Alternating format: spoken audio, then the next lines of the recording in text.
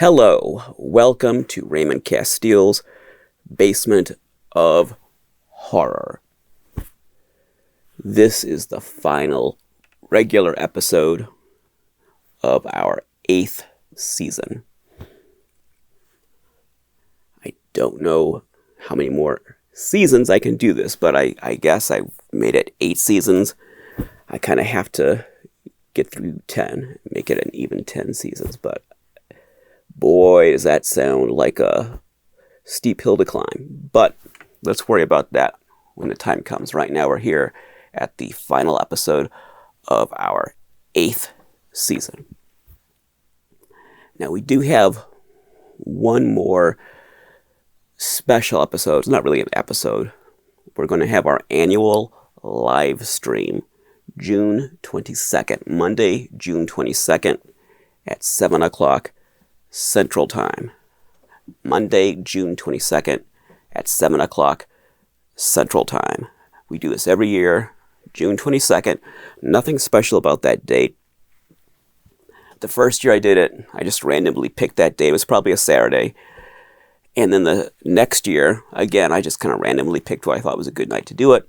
And by coincidence, it was June 22nd. I didn't know that until after the fact. And I looked at the two dates for the previous year. I thought it's the same date. So the third year, I said, let's do it on the same date. So every year now, it's June 22nd. We do this annual live stream. I only do one live stream a year, every summer. It's kind of like a post-season show. We'll have a live chat so you can comment during the show. It won't be much of a show if you don't show up and comment. I sound like I'm sick again, but I'm not. I hope I'm not. Knock on IKEA. And really I seemed okay until I sat down and tried to do this. Then maybe it's some kind of stage fright or something. I don't know. But it's been a steep hill to climb to bring you this final episode. Everything that could go wrong did go wrong. It seems like a simple enough episode, but everything I tried to do went kaput. So you're not seeing the episode that I really was hoping to give you. I'm going to do the best I can, but it's kind of limping along, trying to give you a approximation of the episode that I was hoping to give you to finish off this season. Before we go any further, I want to recognize, people are dying right and left. It seems like every episode we're talking about someone dying. Unfortunately, we have to do that again because another one of our brethren has passed away. Heath Smith, who was age 54. He passed away on May 24th. And Heath Smith was a friend of mine. I never met him in person, but I chatted with him quite a bit on Facebook. And I knew him several years. Heath was a good guy. He was a Motion-ette collector, Telco Motion-ettes. He collected other things, but he specialized in Telco Motion-ettes. Heath was a very passionate collector. He was very passionate about Motion-ettes. He tried to popularize Motion-ettes and catalog them and bring some order to that hobby. No one had ever really gone through the universe of Motion-ettes, not just Telco, but other companies, and established what came out and what year and what the different variations were. Well, Heath tried to do that, and he got pretty far doing that. So I hope his notes and his research is protected somewhere. Someone knows where it is and takes care of it. Brian Heiler put out he called it an ebook. It's sort of a rundown of the Telco Halloween Motion-ettes that's based on Heath's research. And hopefully I'll remember to put a link to that in the comments. I do think it's something, it's not just on Facebook, it's something you can access anywhere. It's a website. So I'll put a link to that in the comments and you can take a look at that. But as I said, Heath was more than just Motion-ettes. He was a family man and a good friend and a very interesting guy. He had a kind of professorial quality to him. You would have thought he was a professor. I'm not sure what his career was, but he kind of looked like a professor. But he was a good guy, and I was surprised and sad to hear that he died. I don't know all the details about how he died, but it was May 24th, and he was age 54. To his family, I'm very sorry for your loss, and know that Heath had a lot of friends who think very highly of him, and he will be missed. So unfortunately, once again, we have to start the show with someone dying. And as we all get older, that will happen again and again, unfortunately, until I'm gone. I think I said this last time, who's going to sit here and tell you that I've passed away? Someone has to do it. But how will they get access to my channel? I don't know. I haven't made any plans on that. I don't know.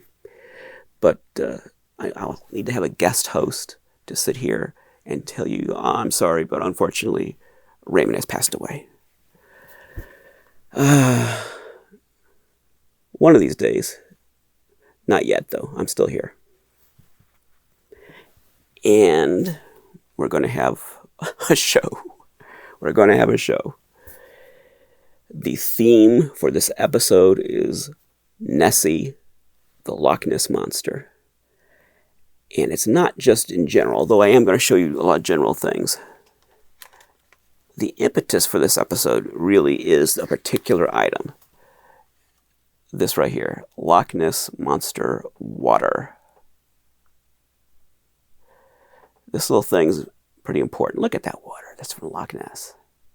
Look at that. And I've shown you this before. I did a cryptid, like a 2-part cryptid episode. I think it was my first season. And I showed you probably all of this, with maybe 1 or 2 exceptions. And that was sort of a general catch-all cryptid episode. This is going to be very focused on that particular item, with everything else sort of supporting that, kind of giving a context for that item. This episode, I sound like I'm about to say, this episode was brought to you by the Children's Television Workshop. Dun, dun, dun, dun, dun, dun, dun, dun, dun, dun, dun, dun, dun, dun, dun. No, this is not brought to you by the Children's Television Workshop, but it is kind of based on an article that I wrote for Brian Heiler's magazine, Toy Adventures, some years ago. That is the article. What I'm going to do now is give you a sort of live-action version of this article, more or less. And one of the reasons I want to do this is I think that what I was trying to get at with the article sort of got lost in translation. So maybe doing it verbally in a more impromptu kind of way, just kind of talking my way through it, it might give you an experience closer to what I had in mind. I'm going to do my best, but please understand that what you're about to see is a very compromised version of what I had hoped to give you for the final episode. Everything that could go wrong did go wrong. There were a lot of things I wanted to do with this episode that just didn't pan out. Between toys that I wanted to be able to show you and I just couldn't get hold of them, to remote video that I wanted to shoot in different locations that I just couldn't do, or for a variety of reasons. Kind of like the Phil the Gorilla when I went to the zoo and I couldn't shoot video there, that kind of thing. There were a lot of extra special things I wanted to do in this episode that just, try as I might, I couldn't do it. It didn't pan out. Like the whole universe just worked against me the whole way. I was trudging through quicksand. Incidentally, we're going to talk a little bit about the Bermuda Triangle. So we all know when we were kids, we were all concerned that in our adult life, we were going to have to deal with the Bermuda Triangle, killer bees, quicksand, a number of other scary things. Now we're grown up and we realize we don't have to worry about the Bermuda Triangle. we don't have to worry about killer bees, and we don't have to worry about quicksand. But as a kid, we all were very scared of those things. And we're going to talk a little bit about the Bermuda Triangle, but I brought quicksand because it just felt like preparing for this episode, I was trying to swim through quicksand. And that's one of the reasons it took so long to bring this to you. And I kept hoping various things would pan out, and they just never did. So finally I said, well, I've just got to do this and do the best I can. So keep that in mind. I'm making apologies. But my regular viewers will stick with me. Other people will say, what the heck is this? And bail out. That's fine. So long. See you again sometime. But for the rest of us, thank you for hanging in there, and thank you for being here, and thank you for watching all throughout the season. And I hope you'll stick with me next season. I'm not sure what I'm going to do. It's getting harder and harder to continue bringing you this show for a whole lot of reasons. But I am determined to get to a 10th season. This is the end of the 8th season. So somehow, some way, I do want to make it an even 10. We'll see. Now, before we get to more of my babbling, we have a special presentation. Dr. Durant, a.k.a. Rich Hurley. I should have said that in reverse. Rich Hurley, a.k.a. Dr. Durant, from Dr. Durant's Sanctum, has prepared a special video about Loch Ness. The reason that I asked him to do this is because he actually visited Loch Ness last summer. And when I was planning the season, I knew that he was going there. Now, you might recall in the first episode, Dr. Durant did a video about Ben Cooper that was a segment about Ben Cooper that was incorporated into my Ben Cooper episode that opened the season. And at the same time he was doing that, I was also talking to him about doing the video that you're about to see. So we were working on the first episode and the last episode of the season at the same time. That's how long this has been in the works. He visited Loch Ness last summer, and I've never been to Loch Ness. Of course, I'd love to go. I've always wanted to go. It was part of my childhood. I don't know if I ever will be able to go. It would certainly be nice. But he did go. So I wanted to get the perspective of someone who'd actually been there and get his thoughts on it. What you're about to see is a video essay that he prepared. It includes some videos and photos that he shot on his trip and some stock footage that I supplied. So we'll look at Rich Hurley, Dr. Durant's video essay about his trip to Loch Ness, and then we'll come back and I'll talk a little bit about it. Hello, Ray, and hello, fellow Basement of Horror fans.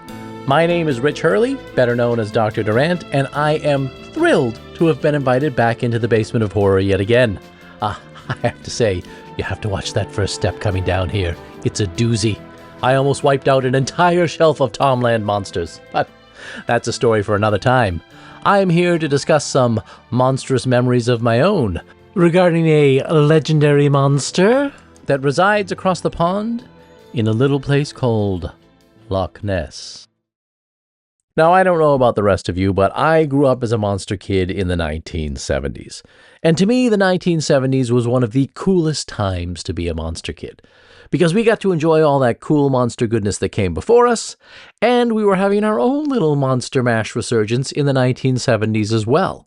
And not only were us monster kids deluged with monsters at this time, but the general public at large was fascinated with them as well. Yes, in the 1970s, monsters went mainstream. And now I'm not just talking about fictional monsters. I'm talking about the public's fascination at that time with all things paranormal and mysterious. Ancient astronauts, UFOs, ghosts, possessions, cryptids, monsters, psychic powers, and the Bermuda Triangle. These were all things that the general public were absolutely fascinated with at that time. And while the public at large was dipping their toe into the waters, so to speak, all us monster kids at the time were taking a deep dive. Now, of course, today we are aware of numerous cryptids throughout the world. But back then, in those simpler times, there were really three big cryptids that permeated pop culture. And those, of course, would be Bigfoot, the Yeti, and the Loch Ness Monster. So last summer, when my family and I decided to hop across the pond to jolly old Scotland. Is it jolly old Scotland? No, I think it's jolly old England. Anyhow, we landed in England, and Scotland is part of the UK, although I don't think they enjoy being part of the UK. At least that's the feeling I got from that movie Braveheart with Mel Gibson, where he was screaming freedom as he was torn in half. Anyhow, I digress. Too much coffee. As I was saying, when we hopped across the pond to Scotland, this guy who sits in a room surrounded by monsters most of the day decided that he'd like to take his chances spotting a real one for a change. So I made the pilgrimage, like so many others before me, to the lovely Loch Ness. Now I'm sure Ray will be regaling you all with many of these stories and legends of the Loch Ness Monster. I'm just here for a brief moment to share what my experience was when I set off into the Scottish Highlands to stand by the shores of Loch Ness with the hopes of catching a glimpse of this legendary beast. Spoiler alert, I didn't see him. Or her. And while I did not see Nessie, there was something very special about standing in the place where monsters are believed to dwell. Standing by the shores of the Loch Ness, feeling the Highland breeze in my thinning hair, as I scanned the waters, hoping to catch just a glimpse of that iconic neck coming up out of the water. As is often the case when we travel, the reality of a place is very different from the pictures that live in our imagination. To my mind, Loch Ness was shrouded in permanent mystery and wonder. I saw it as a lost world hidden deep in the Scottish Highlands. In my imagination, it always had grey skies, and it was forever trapped in time, somewhere between the prehistoric era and 1977. So you can imagine how underwhelmed I was when I first arrived at the official entrance to Loch Ness and gazed upon it for the very first time. We had parked our car in front of a small hot dog stand and made our way down a narrow road next to a canal. And when I turned that final corner to face Loch Ness for the very first time, there was no prehistoric world awaiting me. Instead, there was a simple weathered wooden sign that just said, Loch Ness. I stood there thinking, where's the mystery? Where's the ballyhoo? Surely there had to be more than this. More than this simple sign and these ducks milling around, swimming about in the shallows. This was no mysterious world. This was like standing on the shores of a town pond. I stood there staring out over the water, hoping to find something, see something that would make this place seem magical and mysterious, to appear like the lost world I had always pictured in my head. And that's when I saw the mouth of the loch. And I realized just how far out it stretched, fading away far beyond what my eyes could see. Out there, the water wasn't just gray. It was dark, deep, and perfectly still. Then I noticed the ducks again.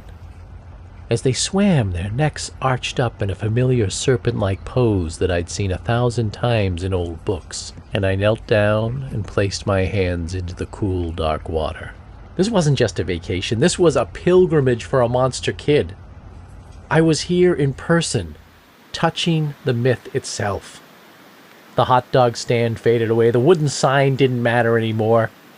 Standing on that shore with my hands in the deep Scottish dark, I couldn't help but think of my dad. My dad, who always loved the water and whose favorite animal was ducks.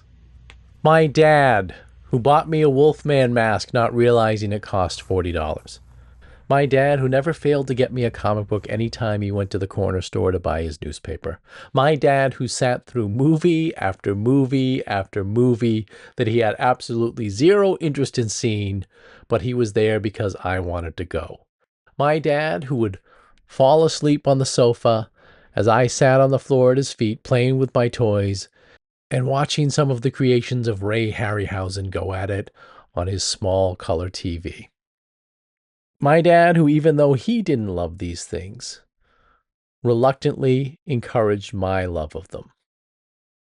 My dad's been gone a long time, and when he died, my daughter was quite young. And at that time, I told her that Grandpa wasn't really gone. He was always kind of with us, and he'd stop by from time to say hi. And she said, well, how will we know? And I said, oh, there'll be signs. I said, see that mist on the sea out there? That's Grandpa right now. So anytime we see a mist or a fog or something along those lines, my daughter would always say, hey, Dad, Grandpa's here. And we'd say hi. And as I knelt there with my hands in the water, the ducks quacking around me, I noticed a little mist coming up off the water. Sometimes that's exactly what we need. We need something to snap us out of the gray disappointments of everyday reality. A moment that forces us to look past the hot dog stands and the tourist traps. Something to help us remember how wondrous things can actually be. So shortly after that, we left the quiet entrance to Loch Ness behind and continued on our journey to explore the other faces of the loch. I was invigorated now, and with what little time we had left, I wanted to see what the loch held for us. We explored a lot of its intimate corners and saw a lot of its vast grandeur as well. At one point, we hiked down along the shoreline, and while doing so, we came upon this old wrecked boat washed up on the shore. And the monster kid in me instantly thought, this is the Rita from the creature from the Black Lagoon. And I couldn't help but imagine that other monster hunters had been here before me, traveled to this exact lonely shore, driven by the same burning hope of finding a living link to prehistoric times. Skull Island, the Lost World, the land that time forgot, and Loch Ness. Now, that connection to King Kong is very significant, because not only was King Kong released in 1933, but 1933 is the year that the modern-day legend of the Loch Ness Monster began. Just up the road, a piece from the entrance to Loch Ness, was the Drumnadrochit Hotel. And it was at this hotel in April 1933 that Miss Aldy McKay, the manageress, reported seeing a whale-like fish or a water beast in the loch. And her sighting sparked the birth of a monster media frenzy and created a global legend. Right there on the plaque, ladies and gentlemen. The Drumnadrochit Hotel is now considered the research center / museum for the Loch Ness Monster, and I, of course, had to go in. The center was created and the exhibit was created by Adrian Shine, a gentleman that has been doing scientific research on the Loch Ness Monster since the mid-1970s. If you've seen a documentary on the Loch Ness Monster, you've probably seen this gentleman in it. As a matter of fact, I believe he is in the In Search Of episode about the Loch Ness Monster. So after I paid me tuppence and shillings, I was brought into the museum proper, and you're sort of brought into this library-like area that's set up like, you know, an adventurous style club. And around the library, there are all these cool photographs of the Loch Ness Monster that have been obtained over the years. A lot of this reproduction of research material about the Loch Ness Monster, stories about the legend, so on and so forth. And then at a certain point, after you've spent enough time wandering around this library, the guide tells you that we are to go into the museum proper. The entrance to the museum itself is via a secret passageway hidden behind a bookcase within the library. Gotta love the showmanship. The exhibit itself is sort of a tour through a variety of different rooms with a lot of interactive exhibits that discuss the history of the Loch Ness itself, along with the legend of the Loch Ness Monster, along with some of the scientific research that has been conducted over the years in search of the monster. And the disembodied voice that guides us through these exhibits is none other than Scotland's favorite son and one of my favorite Doctor Who's, David Tennant. Is it Doctor Who? Everybody calls him Doctor Who. It's like calling Jaws Jaws. Jaws isn't really his name, it's Bruce, but Bruce is the name of the shark. Anyhow, that's an old Sanctum episode. One of the things I found very interesting about the museum was that they tend to be of the opinion that the Loch Ness Monster does not in fact exist. And I suppose that is due in fact to the participation of Adrian Shine, who appears quite often throughout the exhibit, and he presents us with various scientific research and studies that have been conducted over the years by various scientists, researchers, and amateur monster hunters. At the end of the tour, Adrian Shine sums it all up, and he tells us that despite all the sightings over the years and the legends and the stories that have been passed on, that in reality, there is most likely no monster. But just before we're whisked out into the gift shop, the group is taken into one more room, and we are all asked to vote on whether we believe the Loch Ness Monster could exist or not. And I have to say that the group that I was with voted overwhelmingly that the Loch Ness Monster could in fact exist. Despite all the scientific evidence and proof they have been shown throughout this exhibit, they still decided to believe in the fantastic. The one thing I've always found very interesting about the search for the Loch Ness Monster over the years is that despite the fact that we call it a monster, no one that has been searching for it has ever said, we need to capture it, we need to kill it, we need to stop it. No, they just want to find it. They just want to prove that it exists. And there's something very hopeful there. It's as if people want to say, yes, here indeed do be monsters, and they mean us no harm. After that, we were whisked out into the gift shop where there was nothing of real interest there for me, just sort of cookie cutter souvenirs. I had already grabbed a couple of souvenirs for myself anyway. When I had dipped my hands into the waters of Loch Ness, I scooped up a couple of stones and tucked them in my pocket, keeping them as a physical connection to this place, a totem, if you will. I have this belief that sometimes objects have a certain spirituality to them, that things are infused within these things, especially these old vintage things I collect, these costumes I collect and these old toys, that the people that had them before me, that something about the joy that they had with this toy or this costume is infused into that item itself. And therefore, perhaps these stones that I plucked from the waters of the Loch Ness may indeed be infused with the spirit of the monster itself, or at least the spirit of its legend. And although I saw no sign of the monster while I was there, it was very special to be in that holy place for a monster kid. I guess at the end of the day, if I have to choose between the monster being real or being a legend, to paraphrase John Ford's The Man Who Shot Liberty Valance, when the legend becomes fact, I'll believe the legend. Thanks for having me here, Ray. And to all you Basement of Horror fans out there, stay cool, stay kind, and walk in beauty, my friends. Thank you, Rich, for that video. I really appreciate all the time and trouble that you put into that. Thank you. We just saw one person's perspective about going to Loch Ness and what it meant to him. Now, I would obviously like to go to Loch Ness myself. It's part of my childhood, the Loch Ness Monster. There are some beautiful lakes in Scotland, beautiful locations in Scotland, but I don't have a burning desire to go visit them. So let's face it, the reason I want to go to Loch Ness is because of Nessie. Do I think there really is a monster in that lake? No, I don't think so. I think there's a mystery. There is a mystery to Loch Ness. I don't think it's simply people lying or mistaken or ripples in the water, or, rocks in the water, or just illusions, created by light and shadow. I'm not saying there's some kind of animal. I think there's something going on with that lake. I don't know what, but I think there's a mystery there that's not simply explained. There is a mystery. And I know Adrian Shine, probably the biggest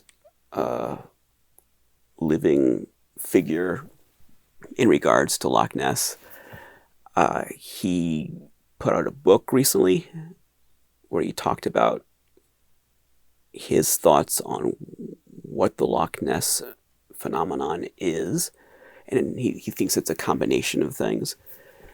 I don't know what's going on there, but I do think there, at Loch Ness and other lakes around the world, there's some kind of a mystery. I'm not saying it's an animal. I'm not saying it's this or that. I'm saying it's a mystery. There is a phenomenon. There is a mystery to investigate and perhaps to solve. So I'm attracted to the mystery of Loch Ness. There's something going on. There's something there.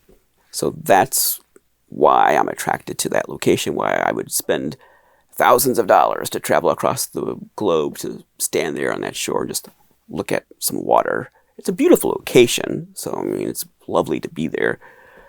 But no, I don't think a dinosaur is going to rise up out of the water and I'm going to see some amazing thing. I'm going to be part of this, really be part of my childhood. It's a formative influence since I was a wee little lad. I feel like I would just be in touch with something. Like earlier tonight, I was looking at some children's books. I'm going to show you a few tonight, but I was looking at some other books from my childhood that I still have that I haven't cracked open since I was a kid. And it was weird because first of all, they're all smaller than I thought they would be. And the pictures that in my imagination were this big are like postage stamp. And I was just marveling at how small these books are and how this memory of what's in these pages doesn't really match what's actually there. But for the same reason, I just wanted to open the book again, these childhood books, and look at them again. That's connected to why I'd like to stand on the shore of Loch Ness, to take what's just a memory, something that exists in my head, and connect it to something tangible in the real world. Now, I don't know if I'm going to get the chance, not just for financial reasons, but other reasons.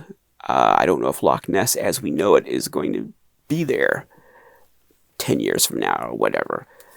There's a lot of forces trying to change Loch Ness. In the past, there's been efforts to commercialize it and pave over sections and put giant parking lots and shopping centers. There's been a lot of controversies over the years, and the latest one involves water batteries. This has been in the news a lot in Scotland. People want to build pumped hydro storage water batteries around Loch Ness. They want to build 3 big water batteries, and one of them would be gigantic. And these water batteries pump the water out of the loch and then pump it back in, and that generates energy.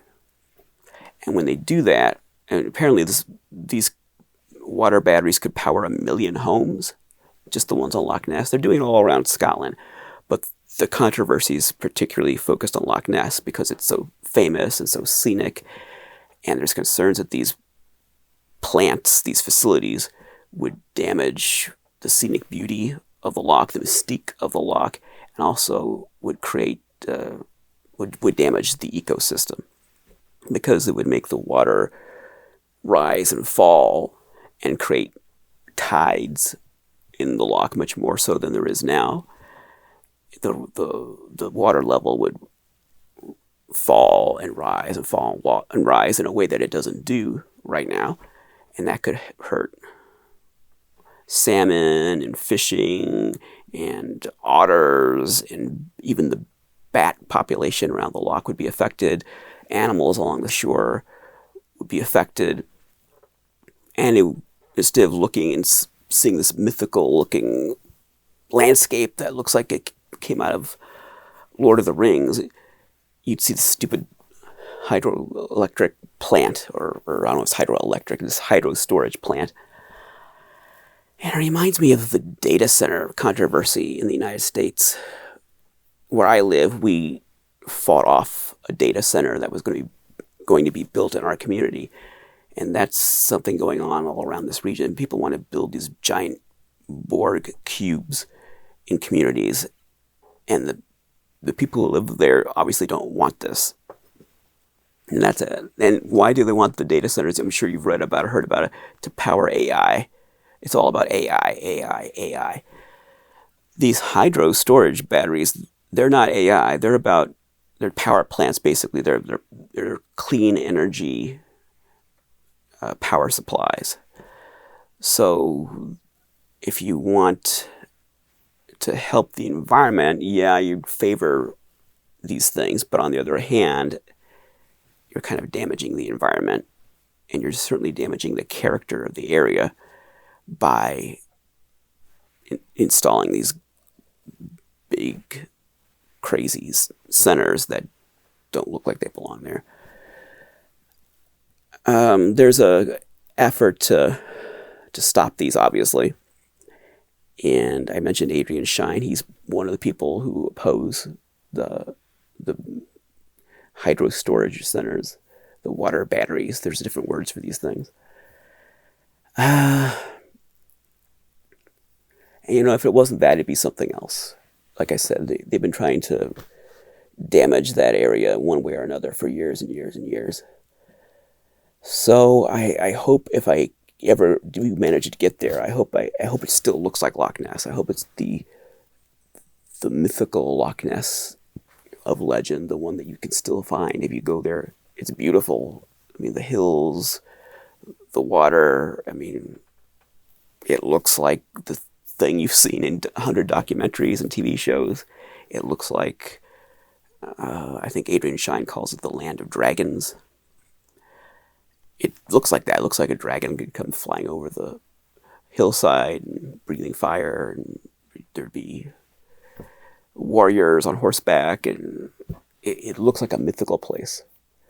I hope it retains that character into the future, but there's so many forces all over the world trying to resculpt the landscape locally, like the data centers, and even Loch Ness with these water batteries. The world's changing a lot very quickly. And that's something I might talk about later. I said in a previous episode that this was a season of endings, people passing away, things that have been familiar throughout our lives fading away, coming to an end.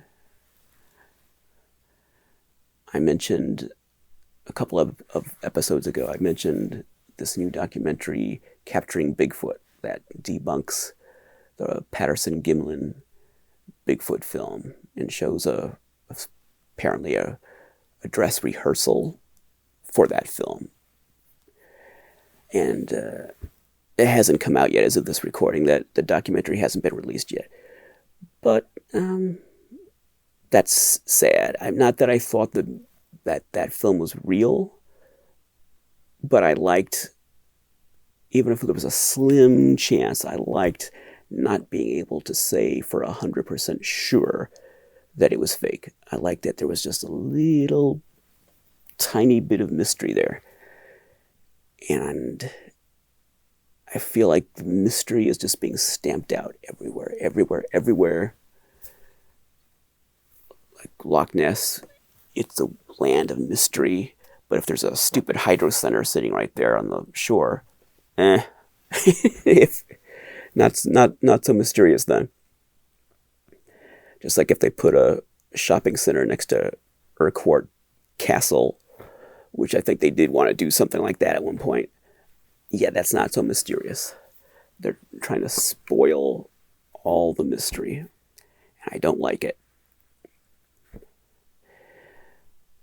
Well, let's talk about what we're here for. We got to get to this thing somehow. It's going to take a while, because I'm rambling. Got to talk about that. There's quite a story behind that water. The best way I can get into this is to read you the opening of my original draft of that article. I'm going to put glasses on for this. And this will kind of ease us into what we're going to talk about. So this is the first draft, and I think it's pretty much what's in the article, but a few things might change. I'm going to read the opening of this article. My elementary school library provided a respite from the classroom's punishing banality. There were no bullies, paddles, blank walls, or blank stairs. The shelves were stacked with cloth-bound dreams and sky-high possibilities. Books of monsters, mysteries, invention, and exploration. Silent as a crypt. The wood grain magazine racks were cordoned in a secluded nook behind the information desk. It was the perfect hiding place within a hiding place. Nobody went there. One noonday in 1978, a children's magazine caught my eye. Maybe it was the psychedelic cover illustration of children in Logan's Run-style uniforms beneath a looming Mothra-like insect. Why did I flip through its pages? Did I see a story with triangle in the title and wonder if it could be the Bermuda Triangle? Why did I land on an article titled Waters of Mystery? I grew up watching Leonard Nimoy's In Search Of and reading Daniel Cohen's paranormal nonfiction. When the Scholastic Book Fair came to town, I made a beeline for the Bigfoot and Nessie books. At that age, I had no doubt that dinosaurs and prehistoric ape men still roamed the earth. I knew Frankenstein's monster was make-believe, but the Loch Ness monster? Of course that was real. Standing in the library's magazine nook, I read a story about an adventurer who traveled to Loch Ness and captured actual samples of the very water in which the monster lived. He planned to bottle that water, along with water from the Devil's Triangle, and sell it. It seemed like an impossible dream to actually hold a bottle of Loch Ness water in my hand. I imagined staring through the glass, studying the floating particles until a eureka moment would allow me to solve the mystery of Loch Ness. I imagined growing my own monster from the magical water, like a kid from a Gold Key Comics horror story, an ever-expanding baby dinosaur flopping around in my bathtub. But first I had to find a bottle. Little did I realize it would take 20 years to complete that quest, and another 20 years to unlock the story behind the tiny bottle of peat-stained Loch Ness monster water. I'm sure that's not great YouTube material sitting here reading like that, but I didn't think I could put it any better than what I wrote in that article. That tells you why we're here, why we're going to talk about this water. As I said, in my school, my elementary school library, we're talking about when I was a little kid in the 1970s, I spent a lot of time in that little section where there were reference shelves on either side, and then there was a wall with basically a magazine rack, a wooden magazine rack. And in that rack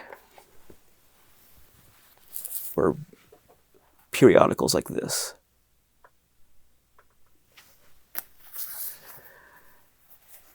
This is Child Life, and there were a lot of magazines like this, and there still are, believe it or not, in this digital age. There were plenty of children's magazines like these in that rack, and I would go there to see what the new issues were. And the one that caught my eye, the one I'm talking about in that article, is this. That's the issue with the Loch Ness Monster water article in it.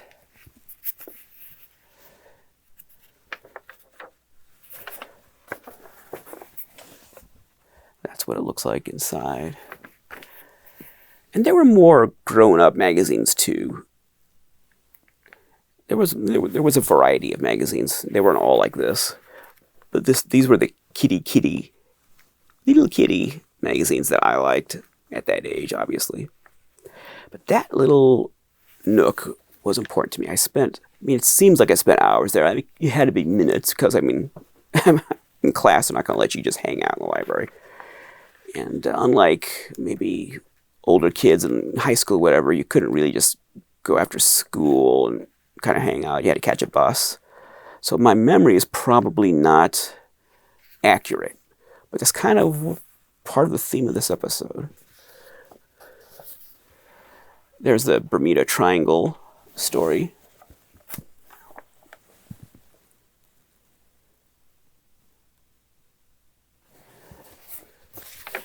And that's probably why I started looking through the issue, because it doesn't say anything about Loch Ness Monster on the cover. So I probably wanted to look at this Bermuda Triangle story. Some nice illustrations.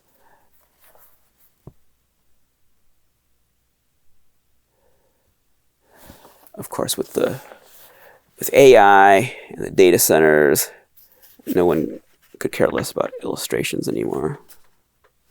You just have AI slop it together. And I was even thinking maybe I should bite the bullet and use AI to illustrate some of what I'm going to talk about, because otherwise it's just going to be blah, blah, blah, blah. It's going to be me rambling on like I just did a minute ago. And what visuals do I have to accompany it? And I said, nah, I'm not going to do AI.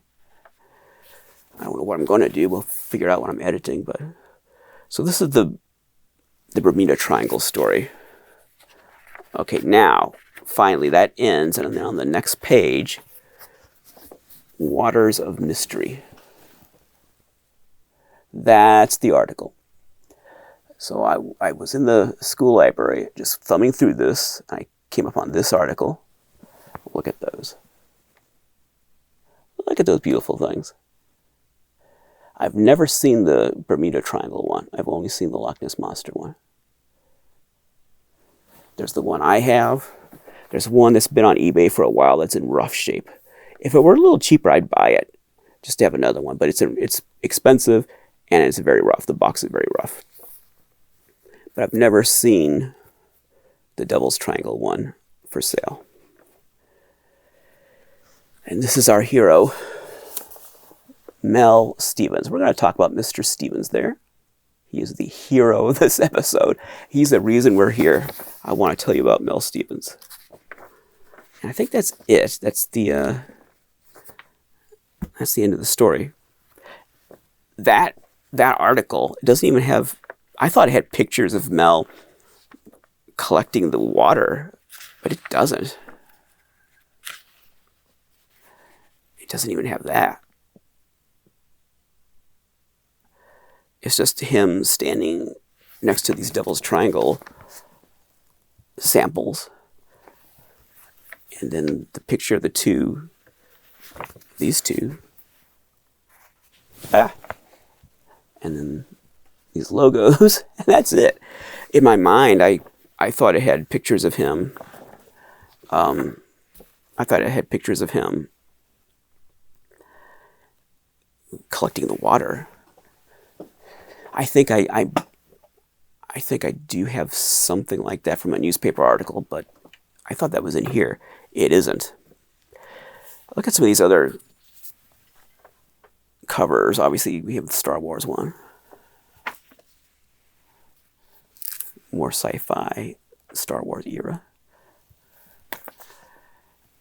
And this is probably what most of the issues look like, something more like that. It took me a long time to get this issue. I hunted for a year on eBay trying to find this. They had every issue going back decades except this one. You could get practically any other issue you wanted except that one. And the reason I have these others is because it wasn't a lot. It was an auction lot with all of these together, including this. I'm glad I finally have this. It's much smaller than I expected. In my mind, it's like this big. And I'm looking through this magazine, but in real life, it's this big.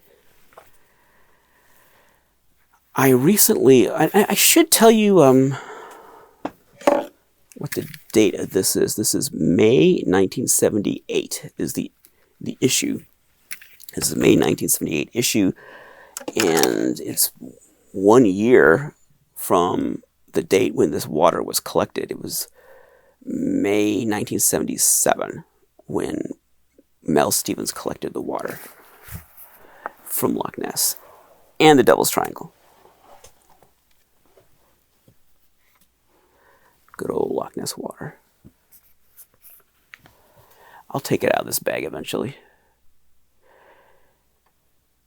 It's evaporated a little since I've owned it.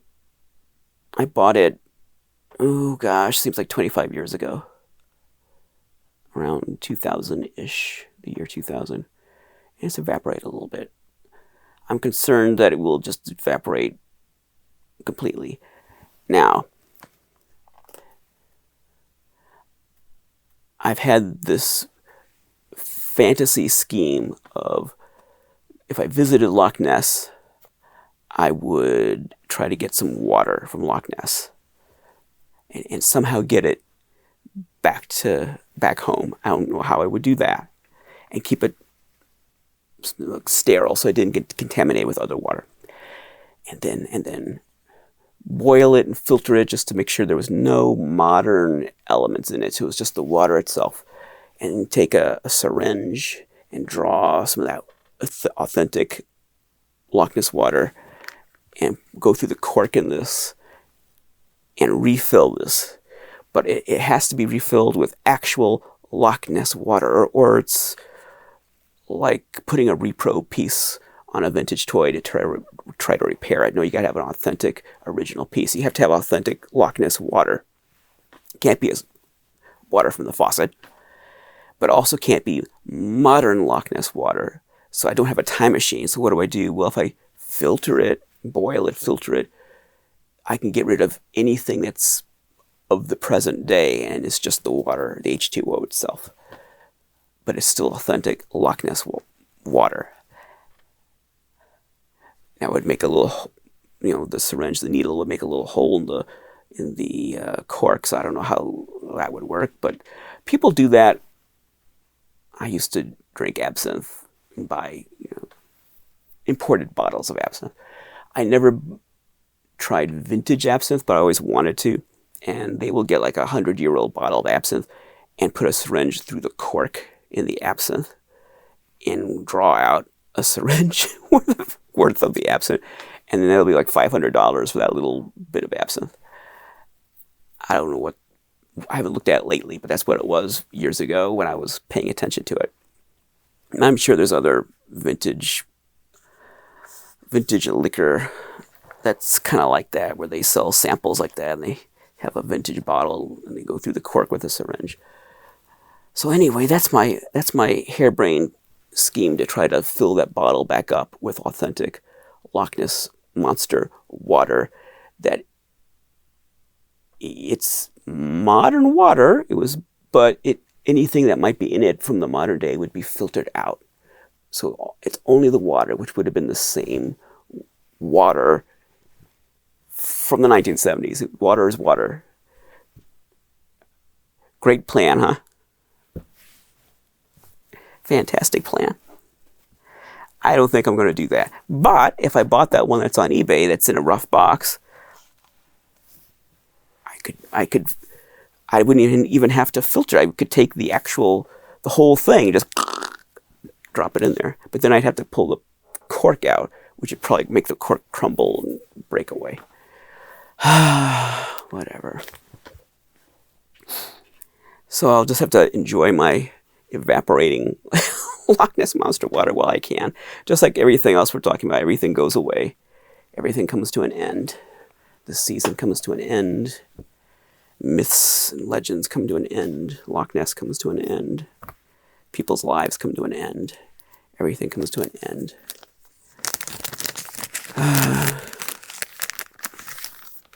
Oops. Now, I talked about the Scholastic Book Fair. There it is.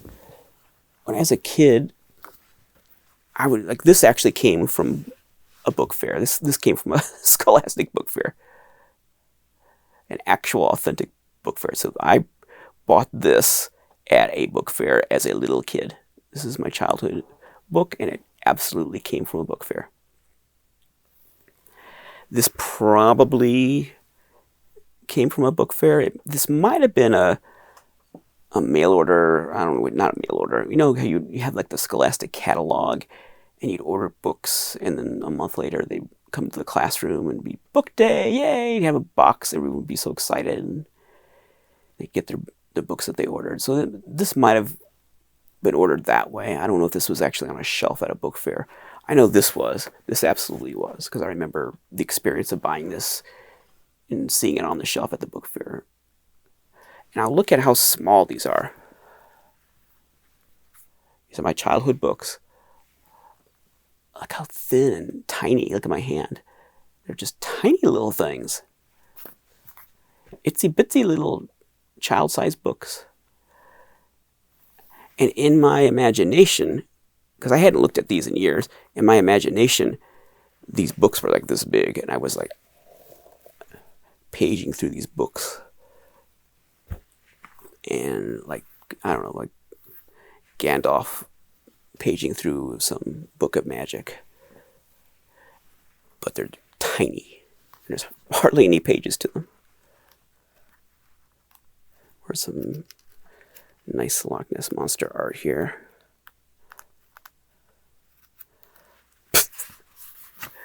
This is the kind of art that's in these books. This is the humps of Loch Ness, the Loch Ness Monster. Famous surgeon's photo, but as an illustration, a very human illustration.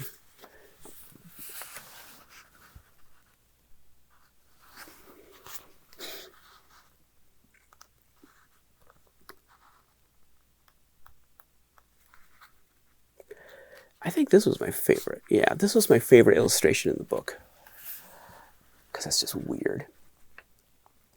It's not what you think the Loch Ness Monster looks like. This slug-like thing with some weird appendage.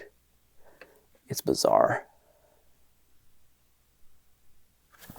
And that's one of the earliest reports of the Loch Ness Monster. That was the description in the sighting. This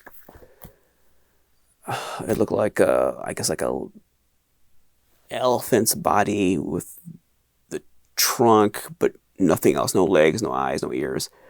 Almost like a mollusk or something going across the road. Very strange. This is, I just thought I'd show you. This is not a Loch Ness Monster book, obviously, but it's got Loch Ness Monster content in it. And this is not something I had as a kid. This movie scared the daylights out of me as a kid. This is the book tie-in for the movie The Mysterious Monsters. And even now, looking at that picture, that is scary looking. It's making me scared looking at it. But this book came from Forrest J. Ackerman's collection. So Forrest Ackerman owned this book. This was Forrest's book. And I don't think he ever read it, because I started looking through it and I stopped because it was obvious that these pages had never been opened. It was so stiff, so I didn't want to mess it up. But yeah, even now it's like rock hard. I can barely open it. So I don't think Forrest actually read it. I think he just owned it. But it's interesting that it's Forrest Ackerman's book from his book collection. It's Mysterious Monsters from 1975. And all of these books are from the 1970s. This is from 1977. And this is from 1979, a little later than I thought. And The Mysterious Monsters is 75. Here's this book. I had this as a kid, but this is not my childhood one. I think I still have my childhood one somewhere, but it's a mess. This is one I bought as an adult. It's not mint, but it's not bad. And this is by Don Glut, who I'm acquainted with. A lot of people know Don. He's active in the fandom.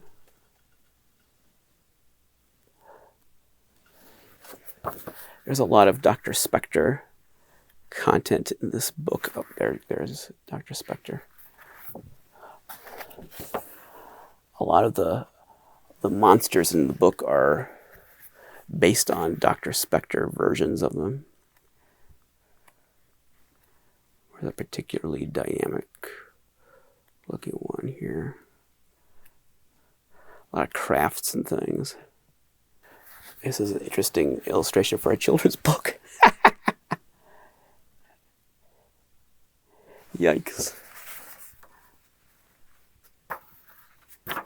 And you've probably seen this witch, I think that's Gold Key Comics, Grimm's Fairy Tales. Has that witch. But let's look at the cryptid stuff in here.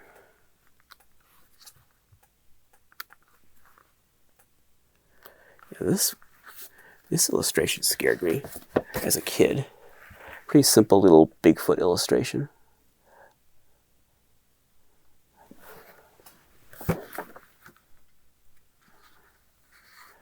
The same as this. Now, as a kid, I was sure that there were things like that in the woods.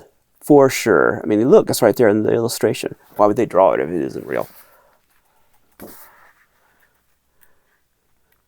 So I thought if you went out into the woods, huddle down the trees somewhere, there would be a thing like that. You better look out. And for sure, in Scotland, you would see this, naturally. That lived in Scotland. Of course, in Loch Ness, you go to Loch Ness, you stand on the shore, that is what you're going to see. 100%, you're going to see that. So I thought people who lived around Loch Ness, they just had to deal with that. That was part of their life. They had to deal with the dinosaurs in the lake by where they lived. If you went fishing on the loch, you just gotta be prepared for a dinosaur to come up out of the water and just deal with it. That's what I thought.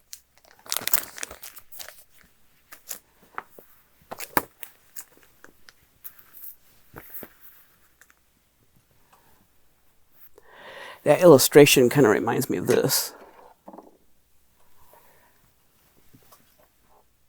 Doesn't it kind of look like that? I mean, a plesiosaur is a plesiosaur, but in particular, it's sort of, when I see that illustration, I immediately think of this particular toy.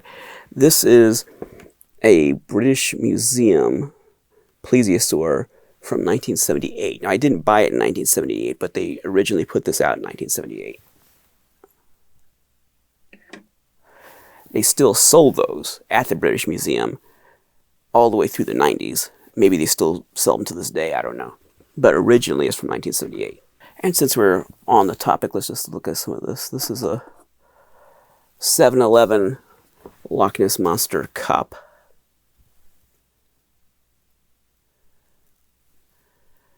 This is from 1976. I think it's part of a series that they put out starting in 76 through 77. So I don't know, like every week, I guess, or every month they put out a different cup. And I don't know if this one was 76 or 77, but it was in that ballpark. And you see this kind of imagery a lot where there's a boat in the Nessie coming up out of the water like that. This is a very dragon-like Nessie. I was thinking of, instead of this poster here, can you see that? That's a cloth decoration from Loch Ness. I don't know if you can really see it very well, but it shows the Loch Ness Monster and the loch. I'm kind of covering it up, but oh well. Instead of this poster, I was going to display my Loch Ness Horror poster. Loch Ness Horror is a Larry Buchanan movie released in 1981. And I have the one sheet, but as you can see in this photo, and this is the actual one that I own, it's folded, and I don't have a frame that would fit a movie poster. Because movie posters are a different size than commercial posters, and I don't have an available frame to put that in. So all folded like that, it would look terrible. The light would be reflecting off at different directions, and it would just, yeah. But you can see the photo of the poster that I own. So that might have looked nice hanging behind me, but I didn't have a proper frame to put it in. So we have the good old Nightmare. Yeah, that's the name of this. Is called Nightmare. That's the name of this image. This poster, this blacklight poster, is called Nightmare. And there's not really a Loch Ness monster in there. There's kind of a Bigfoot. There's a serpent. There's a big snake. You could kind of pretend the snake's a Loch Ness monster, I guess. But the reason I think that I thought of that was it has that image of the Loch Ness monster coming up out of the loch with people in a boat.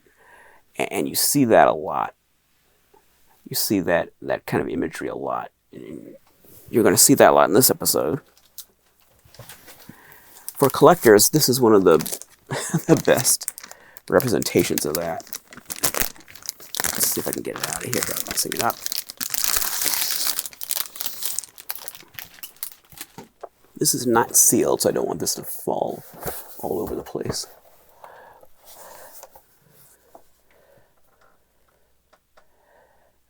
This is a puzzle that I had as a kid. This is not my childhood one, but I had this as a kid. This is quite an extraordinary image. And there are guys, you can't really see, in the cover you can't see them, but there are fishermen in a boat.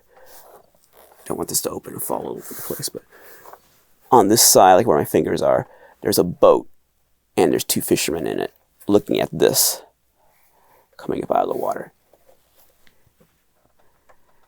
That's one of my favorite images of the Loch Ness Monster, even though even as a kid, I didn't think if it was real, it would look anything like this. As a kid, I bought into the surgeon's photo, the classic photo with the plesiosaur kind of neck and all that stuff. So I thought Nessie, if it was real, was a plesiosaur. I didn't think it looked like this. But I still liked this image because it was frightening. Just the size of this creature was frightening. One of these days, I'd like to get a sealed one, then I won't have to worry about keeping in this bag, because the box wants to open and the pieces will fall all over the place. One of these days, I'll get a sealed one. I don't remember the last time I saw a sealed one for sale. And it's interesting that that image does look a lot like that. Now, that puzzle is from 1976. This is from 77, so it's entirely possible that the puzzle influenced this artwork, because the puzzle was released by American Publishing Corporation. The puzzle you just saw, 1976. And that water is from 1977, so entirely possible that there was some inspiration there, because that puzzle was well known at the time.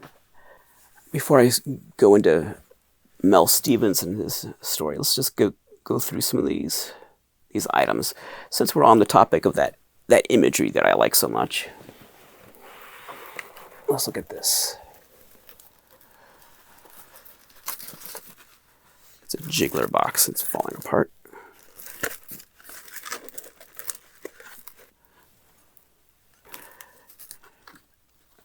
This is the box. This is a jiggler. This box of jigglers. Look at this artwork.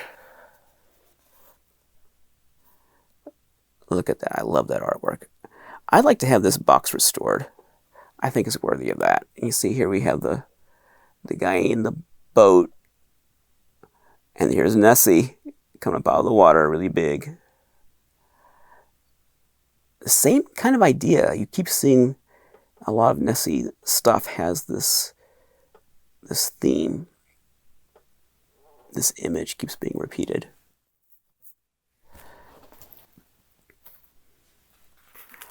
And now here is the box of jigglers. Oh my goodness. I'm going to destroy this box.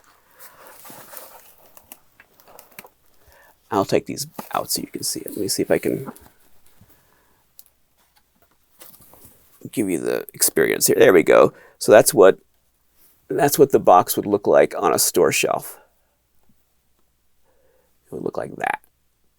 This box of Nessie jigglers.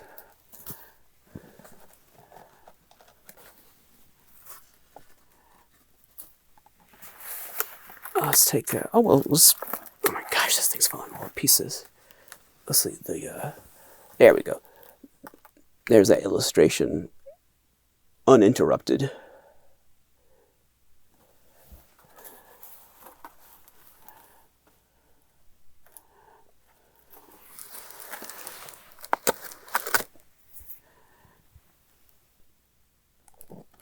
There are two versions of this critter in here. I mean, it's the same skull, but there's two color versions.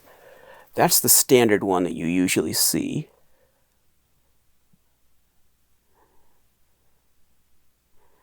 He's a dark brown. The rubber's a dark brown. And most of the time when you see this for sale, this is the version you see.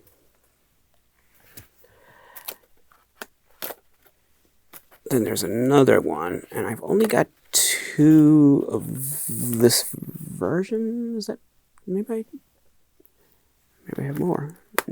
No, that's it, just two. I've got two of this orange one. I wish I had more of these. I really like this orange color. I mean, he's painted on top, so you can't see it as well, but see, there you go. It's orange. And the assortment had both. When these were sold in these boxes, the assortment included both colors.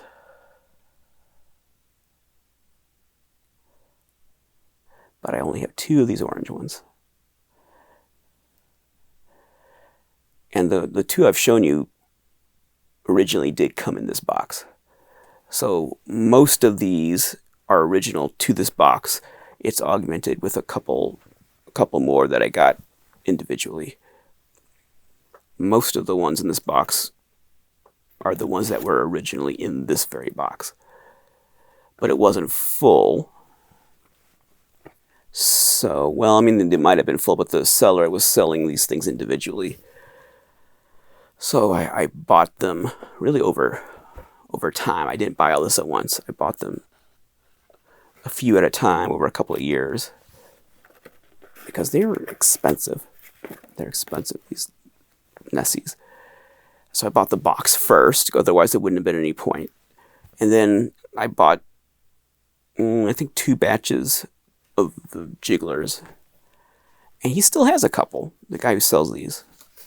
But he doesn't have another box. He only had 1 box. So he's still selling the ones that came out of that original box. So, maybe one of these days, if he still has them, I could buy the couple he has left. But I wish I'd bought more of the orange ones. Those were the first to sell out when he was selling these a la carte piecemeal. I wish I'd bought a few more of those orange ones. But I bought what I could at the time. I really like those jigglers. They are made by Cowley, Cowley, Cowley, and they're from the 70s. This is Sakuda, and it's from the 60s. This is a battery-operated Nessie from the 1960s, made by Sakuda.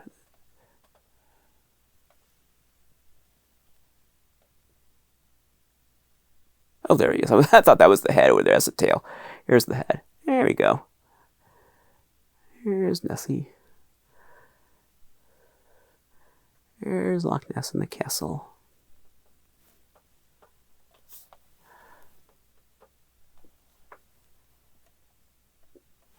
And then on the back,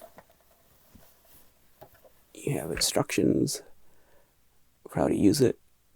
And when I think I displayed this in that cryptid episode in the first season, and someone was able to read the Japanese writing on there and tell me what it said. Information about, well, actually, I think it's an illustration of Loch Ness, right?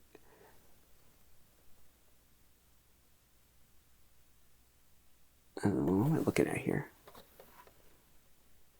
Yeah, isn't that what that is? It's Loch Ness with Nessie in it, right? Yeah. A little globe.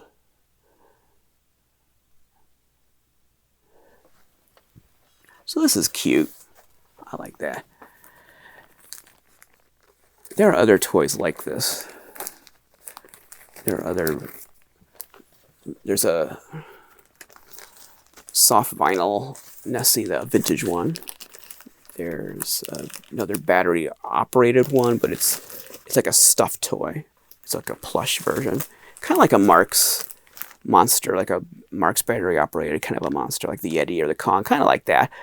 But it looks a little bit more like a gift shop item. It's a kind of funny, kitty looking dinosaur, but it's marketed as a Nessie, and the box calls it a Loch Ness Monster. There was one on eBay a few months ago. It wasn't cheap, but it wasn't too bad. I kind of regret not buying that.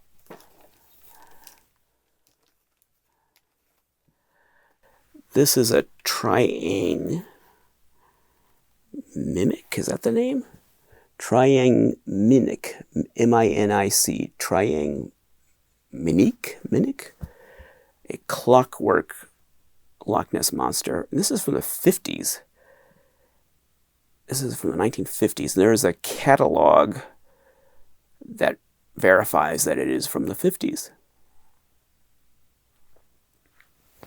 So I've seen a catalog image of this toy that verifies it is a 1950s toy, at least originally. They may have continued to sell it into the 60s, I don't know, but it originated in the 50s. A very odd version of Nessie there. It looks like Nessie's coming up out of the water, onto the land, onto shore. I think that's what's happening. Is Nessie snorting fire? I don't know.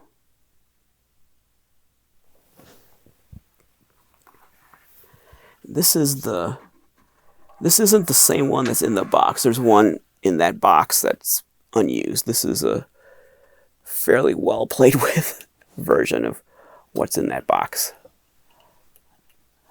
So that is the toy that's in that box.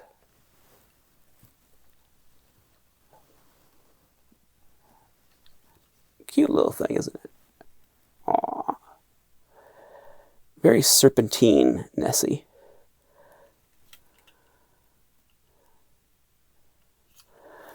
And when it was new and working, it would crawl around the ground and this body would gyrate behind it. Aww, that's a cute little Nessie. And it looks like you'd have a key that you'd wind it up there and then let it go. I'm assuming.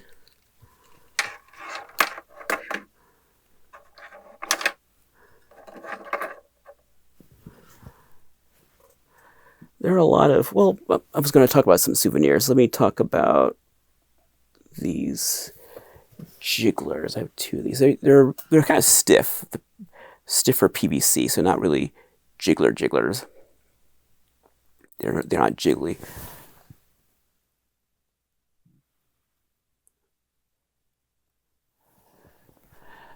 This is probably the best representation of the Loch Ness Monster in a toy form. I think this is my favorite Loch Ness Monster toy.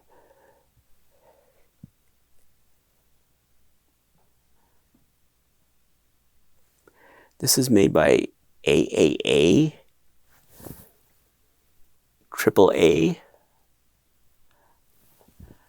and apparently these were made in 1983, and they were sold in the Loch Ness gift shop in 1983. Very hard to focus on these. And they did come with a tag. A friend of mine has a tagged one. And the tag, it's a little tag. It's not like a Ben Cooper tag. It's a little tag, but it does say Loch Ness Monster on it. So they're definitely, it is the Loch Ness Monster for sure. It's not just assuming that. It is the Loch Ness Monster. And it was actually sold at Loch Ness. You have two of these. I don't think there's any difference between them. One's a little bit softer than the other, but I wouldn't say it's a variation. It's just one just happens to be a little softer than the other. But neither of them are jiggly. They're both more like PVC material.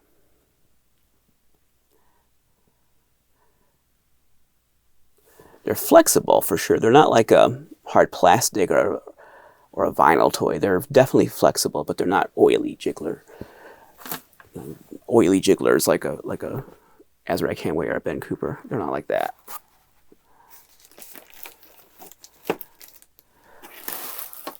I've got a lot of souvenir type stuff. Let's look at this. Now that one we just saw was from 1983. And this is from 1969.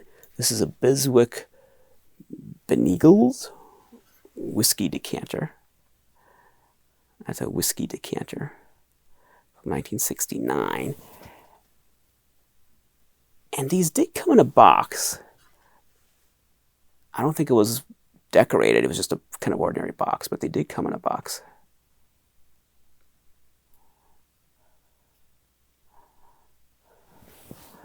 There was a box on eBay recently. I don't think it's still there. I think it's sold.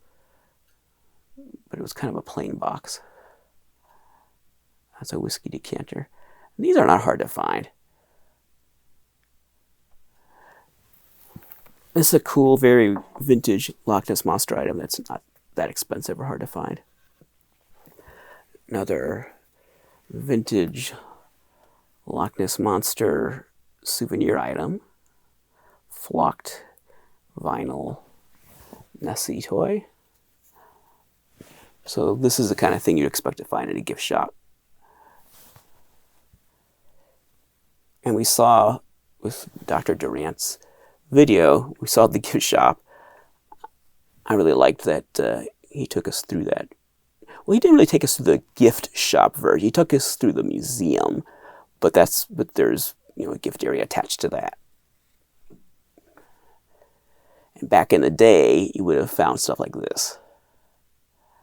I'm not sure what year this is from. I'm guessing this is 90s.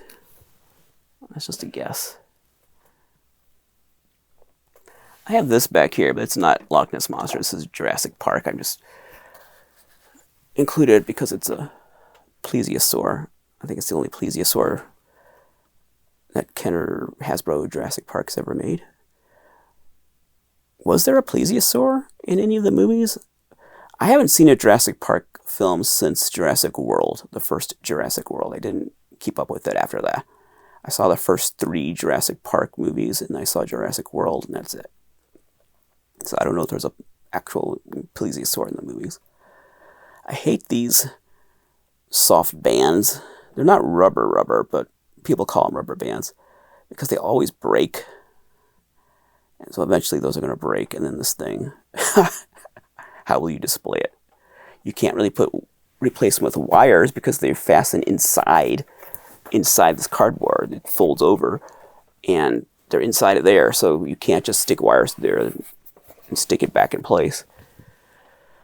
Well, but 90s Hasbro, Star Wars, and G.I. Joe, and that stuff, they all have those bands like that, and Monster High, Mattel Monster High, they're full of those bands. And so over time, the Monster High accessories start falling to the bottom of the box as those bands break. They get brittle and break. So going off on a tangent there, but I like that plesiosaur, and it's a shame if he falls off that card one day, but he will. This is from 1970. That is a Loch Ness postcard. That's a cute depiction of the monster. I like that. Little message. Someone saying that they're trying to get a picture of the Loch Ness Monster for the person that they're sending this to, but they haven't been able to get a picture of him. So this is the closest they could come, is this postcard. It's cute. Here's some more souvenirs, and these are later. They're not old. Little keychain. A lot of this souvenir stuff is actually a brontosaurus because it's easier to source brontosaurus toys than Loch Ness Monster toys, which have to be specially made to be the Loch Ness Monster. There's tons of brontosaurus stuff out there, so it's easier just to order some generic brontosaurus toys to sell in a gift shop, and you can see that is from the gift shop.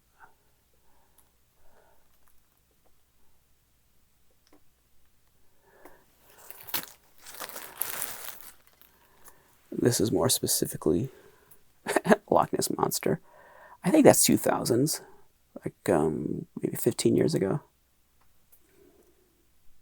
I like that. I like the colors on him.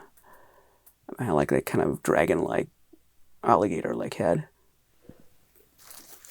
Kind of like almost a camel head, which is how people sometimes describe the Loch Ness Monster. A cutesy little keyring. Another stuffed monster with a Scottish hat on. And where's the... Yeah, you can see that's from the gift shop. So this is all Loch Ness gift shop stuff. Pretty modern, though. You know, that those PVC jigglers, not really jigglers, but those PVC monsters, those are 1983 gift shop items.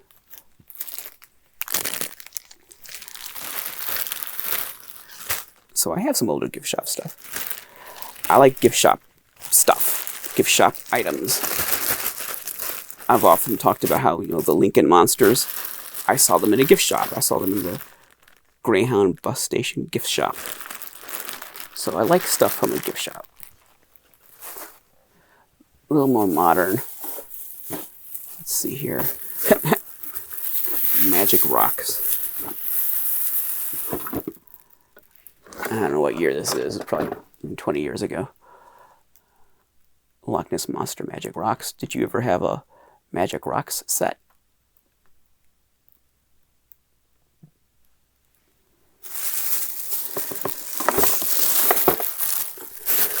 And this has nothing to do with that Loch Ness Monster water. I'm just trying to give you some bang for your buck looking at this stuff, so it's not all just about that water. So we're doing a proper little rundown on all this Loch Ness Monster stuff. Loch Ness Monster pool toy. Now that's not vintage.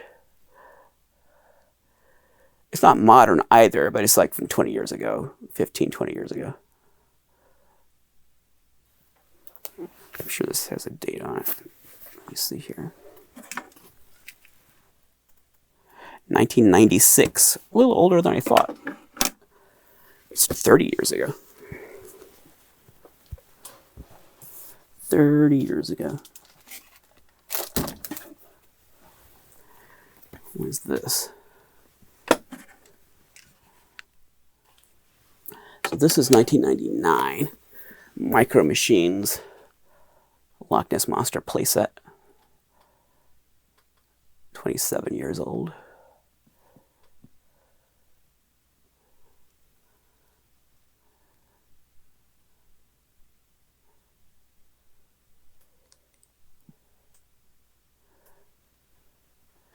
There's a lot of Loch Ness Monster stuff made in the last 20, 30 years. A lot of modern or recent Loch Ness Monster stuff. I wanted to show you a Saft Veil Loch Ness Monster toy from the 1970s. And I tried to get one, but I could not get it. There were a couple of people who had one, but the one who's actually selling one is in the UK, and that seller won't sell to the United States. I tried, but I offered to pay extra, to use FedEx instead of the regular post office. Just whatever they needed, I would do it. And it just was no deal. They would not sell it to me. They would not ship to the U.S. And I don't know if it was had a hunch it wasn't so much the shipping or tariffs or that kind of thing. I don't think they wanted to sell to Americans. That's the impression I was getting, that it wasn't any practical consideration. It was something more emotional, that they just didn't want to sell this thing to an American. That's kind of the impression I was getting. Oh well, so I don't have that to show you, unfortunately. But there are other vintage Loch Ness Monster items. Not a lot. Kenner made Cecil, the stretched sea serpent, which was supposed to be the Loch Ness Monster. And if you know anything about that, that's thousands of dollars. There's only a handful of those in existence. There was a genuine box on eBay not long ago, and it didn't sell for very much. I was surprised. It wasn't a repro box. It was a real box. I thought, wow, I would have thought that would have gone for a lot more, because sometimes the original heads show up, and there are repro bodies. So if you had the original box and original head and a repro body, I mean, those bodies rot. So I don't think there's any shame in having a repro body. If you had the head in the box and repro body, as far as I'm concerned, in 2026, you've got it. So I'm surprised that box didn't go crazy, and it didn't. But then it was already a sold auction when I saw it, so maybe everyone just missed it. But generally, that toy, I'd like to have it, but I'll never own it. I mean, it's thousands of dollars. So forget it, but it would be nice to have that 1970s U.S. mainstream Loch Ness Monster toy. It was just a sea serpent, but it stretches. It's part of the Stretch Armstrong series. You know, there's been other stuff. But I think that pretty much brings us to the end of the show and tell. So now let's go back to this water. What is going on with this water?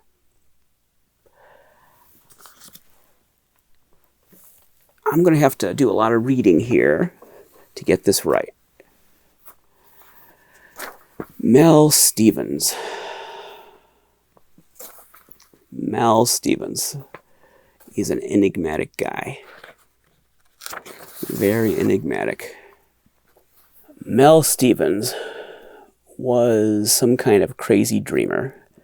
And for the longest time, I couldn't find that magazine that I showed you. I couldn't find any information on that water. It wasn't until August of 2023 that I got a break in finding this information. I got to know a Ben Cooper researcher named Derek Grant. He had a website, www.vacface.com. I didn't check to see if it's still active or not, but it probably is. And Derek has this uncanny ability to hunt down hidden documents buried in the deepest recesses of the internet. This guy can find anything. Because I had other people trying to find that Child Life article, just the article, not a hard copy, just the article online, because supposedly you can find anything online. Well, that's not true.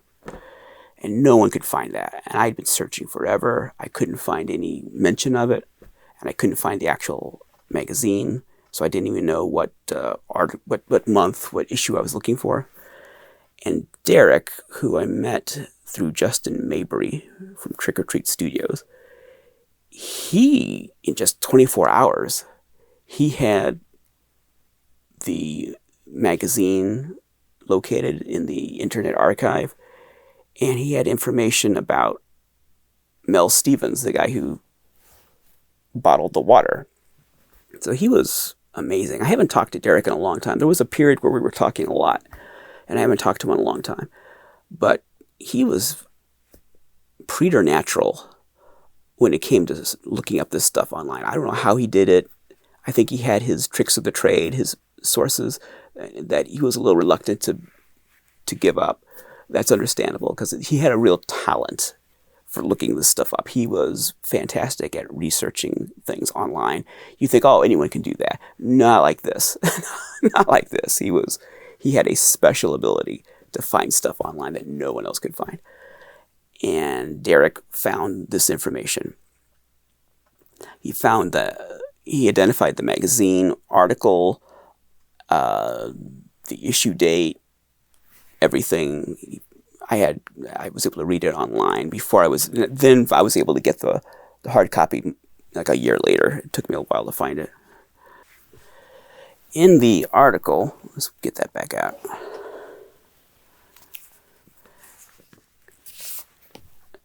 In this article about Mel Stevens, it refers to him as extremely inquisitive.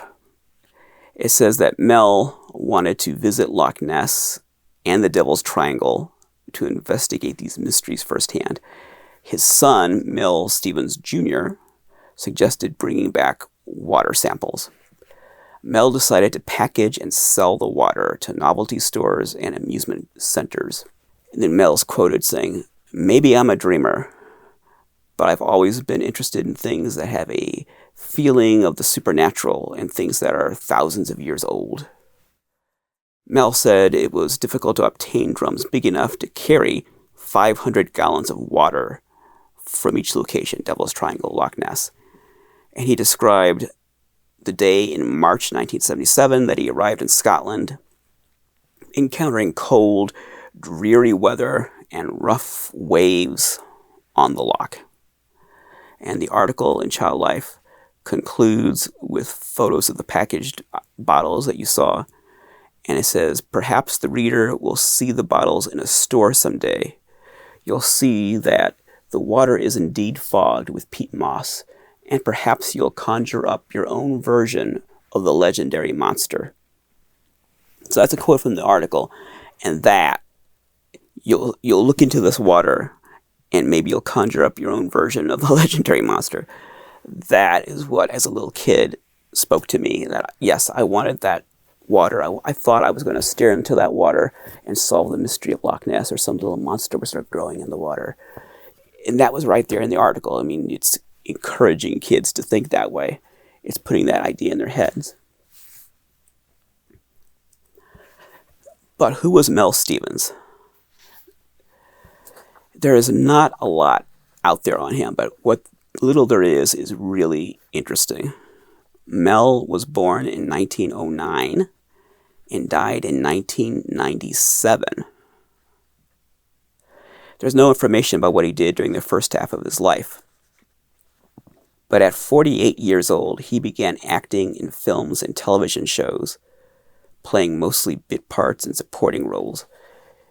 His screen credits include Columbo, Murph the Surf, and the 1977 cult film The Worm Eaters. And I looked at The Worm Eaters before I did this episode, and I skimmed through it back and forth, trying to find Mel. And there are several people in the movie that have mustaches and kind of dark curly hair, not as curly as mine, that look like they might be Mel, or they might be his son. But I couldn't pinpoint, okay, that's got to be Mel. But he's definitely in the movie. He's in the credits. You can see in the opening credits, there's Mel's name. So Mel Stevens is in the movie.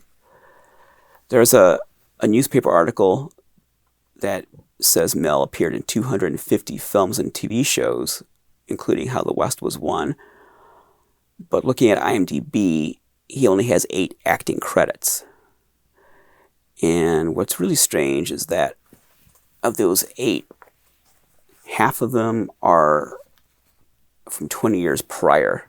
The first 3 acting credits on IMDb are from 1956 to 57, when Mel was 48. And then his next credit is 1974. So what did he do in between? Because it doesn't seem like he had 250 roles, even though that's what the newspaper article about him, or about I think the article is about the Worm Eaters, and it talks about him in there. So he's 48 years old. In the 1950s, he gets into acting. What was he doing before then?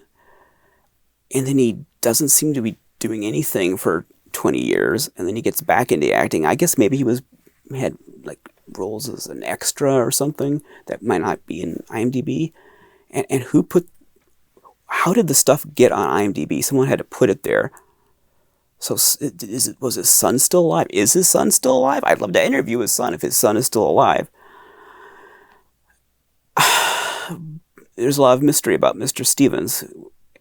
In 1976, he becomes an entrepreneur and opens Pioneer Takeout Fried Chicken in Duarte, California. It was around this time that he was starting all kinds of little business ventures, but this chicken restaurant is where apparently they filmed part of the Worm Eaters. And I looked through the movie trying to find the scenes filmed at this chicken place. There's a newspaper article that shows them filming the Worm Eaters, and I can't find that part in the film. So maybe a lot of his contribution was cut from the film. I don't know. But that's kind of weird. And in 1977, he filed 4 fictitious business names. 7 Wonders of the World, which is the one that did the Loch Ness water. The Blessed Sacrament, Gamblers Research Bureau, and Headlines Unlimited. Through the Blessed Sacrament, he sold miniature replicas of the Shroud of Turin. And I think I've got an ad that he used to sell those things. Hopefully you're looking at that now. It says, "Behold the glorious likeness of the actual shroud, and you can perhaps feel a vibration and awakening." So he's using similar sort of language that he uses to sell these bottles of water. So here's this guy who got into acting when he was almost 50 years old, did a couple little parts and a few things, and then there's no record of him for 20 years. And now in his 60s, at 68 years old, he's starting this chicken restaurant, and he's back into acting again. He's got little parts in a little cult film and some TV shows. And then he does all these little novelties and things. And then he decides to go to Loch Ness to gather 500 gallons of water. He went to Fort Lauderdale to get the Bermuda Triangle water. He actually got it from a lake. So I don't think he went out into the ocean. He went to a lake in Fort Lauderdale. He collected the 500 gallons of Bermuda Triangle water. And apparently he had a lot of trouble finding the drums necessary to collect this water. There are some newspaper clippings about his journey trying to collect this water. There's a Scottish newspaper called the Press and Journal. In March 21st, 1977, they published an article that called Mill the project coordinator and talked about Mill and his son collecting these water samples from the mist-shrouded Loch Ness. And according to this article, Mell's son was a biochemist who planned to reduce the water mass to small quantities and analyze the residue in order to establish whether or not Nessie exists. Mel and his son chartered a boat and spent 90 minutes on the loch. They spent $1,000 transporting the water back to California. And again, Mel is 68 when he's doing this.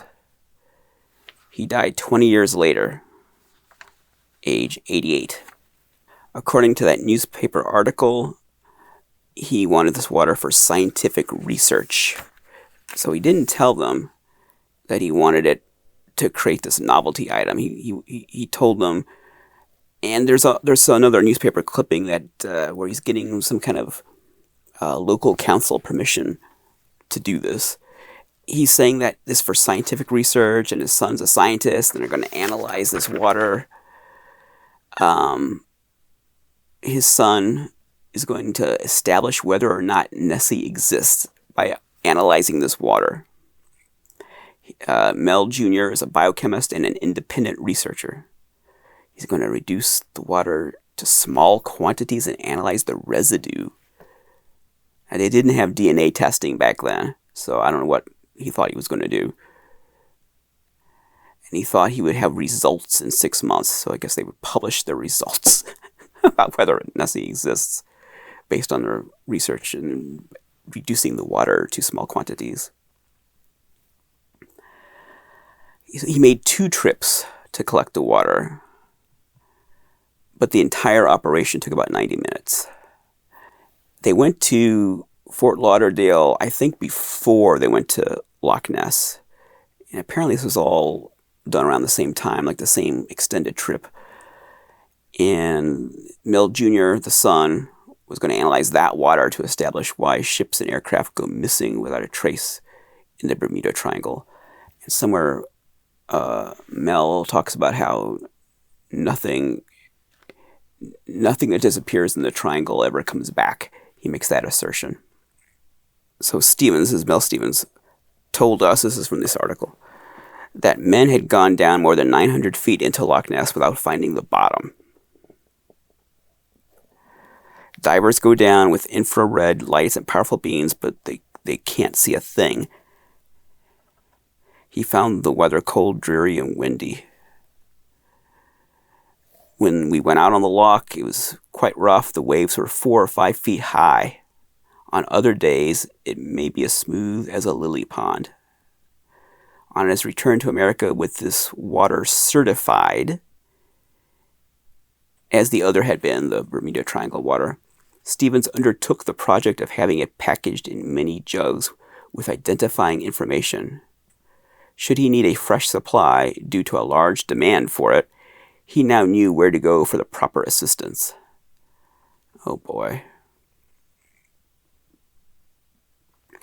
Here Mel is talking about his trip to Scotland. I spoke to many people in Scotland. One, in particular, was a very well-known and well-educated man who's the head of a government project to develop the Highlands. I asked him, is there really a monster there? I don't think so. The man looked me straight in the eye and turned white, and he said, Mr. Stevens, I have seen the monster. I have seen him. For a moment, I actually thought he was going to attack me for not believing. I found out that the reason the people there don't talk about the monster is because they are tired of being laughed at. But there is strong evidence that there are large animals living there. And though you might wonder why they are not seen more often, it's because they have no reason to come to the surface. They're said to be blind. They live in dark, murky water. If they come to the surface and break above it, it's because they're chasing some food, such as large fish. He sure knows a lot about the behavior of the Loch Ness Monster. It's Stevens' belief that if the monster lives in Loch Ness, it's got to be prehistoric, and if so, the water could contain organisms that are millions of years old.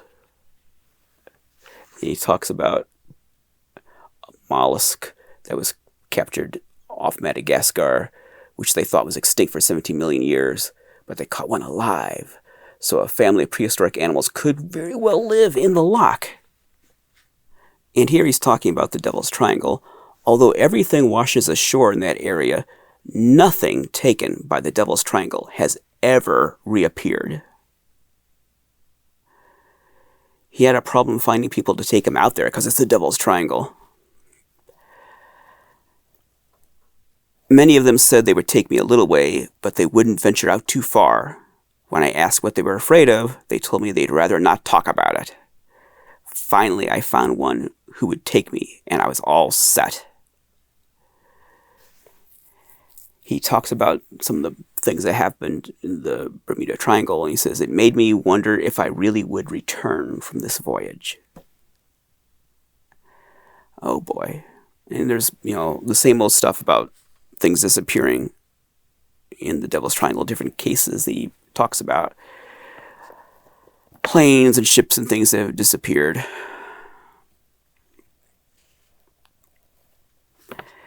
What a character. So he comes back and he sells this, I don't know where, but he sells this Devil's Triangle and Loch Ness Monster water. I never saw them for sale in a store. I mean, the article talks about how you might be in a store one day and you might see it for sale on a shelf. I never saw that as a kid. I wanted to. I saw the article, so I was certainly looking for this stuff. I never saw it. I had my eyes out. If it had been somewhere, I would have seen it. I bet, again, it was a gift shop item. I bet Loch Ness Visitors Center had some of that, maybe. I bet someplace in the Bermuda Triangle, lots of tourist areas there, had some of those in gift shops. I bet that's where you would have found them. Or maybe like New Age crystal stores, because they had those back then. The kind of places you buy crystals or crystal ball or just crystals to use for healing purposes or witchy stuff, tarot cards, those kinds of shops. They might have carried something like that. But I never saw it in a store. I never saw it until eBay, early 2000s, right around the time that Mel died. He died in what year? Mel died in 1997. And that's probably right around when I found that, like 1998, 99 is probably when I found that. So I'm wondering if maybe when he died, his personal effects were sold, and maybe that's where that came from. I don't know, because the timing is kind of odd. But just think about this. He was 68 years old when he went out on Loch Ness with his son. Apparently it was misty that day with rough waters, gigantic waves. It makes it sound like the Poseidon adventure, but it was only 90 minutes. And he has this big adventure on Loch Ness, getting this water, and in the Bermuda Triangle at Fort Lauderdale, getting that water. And he's doing all these other entrepreneurial things, the Shroud of Turin and these other little companies he's starting, I guess, to sell these other kinds of novelty things.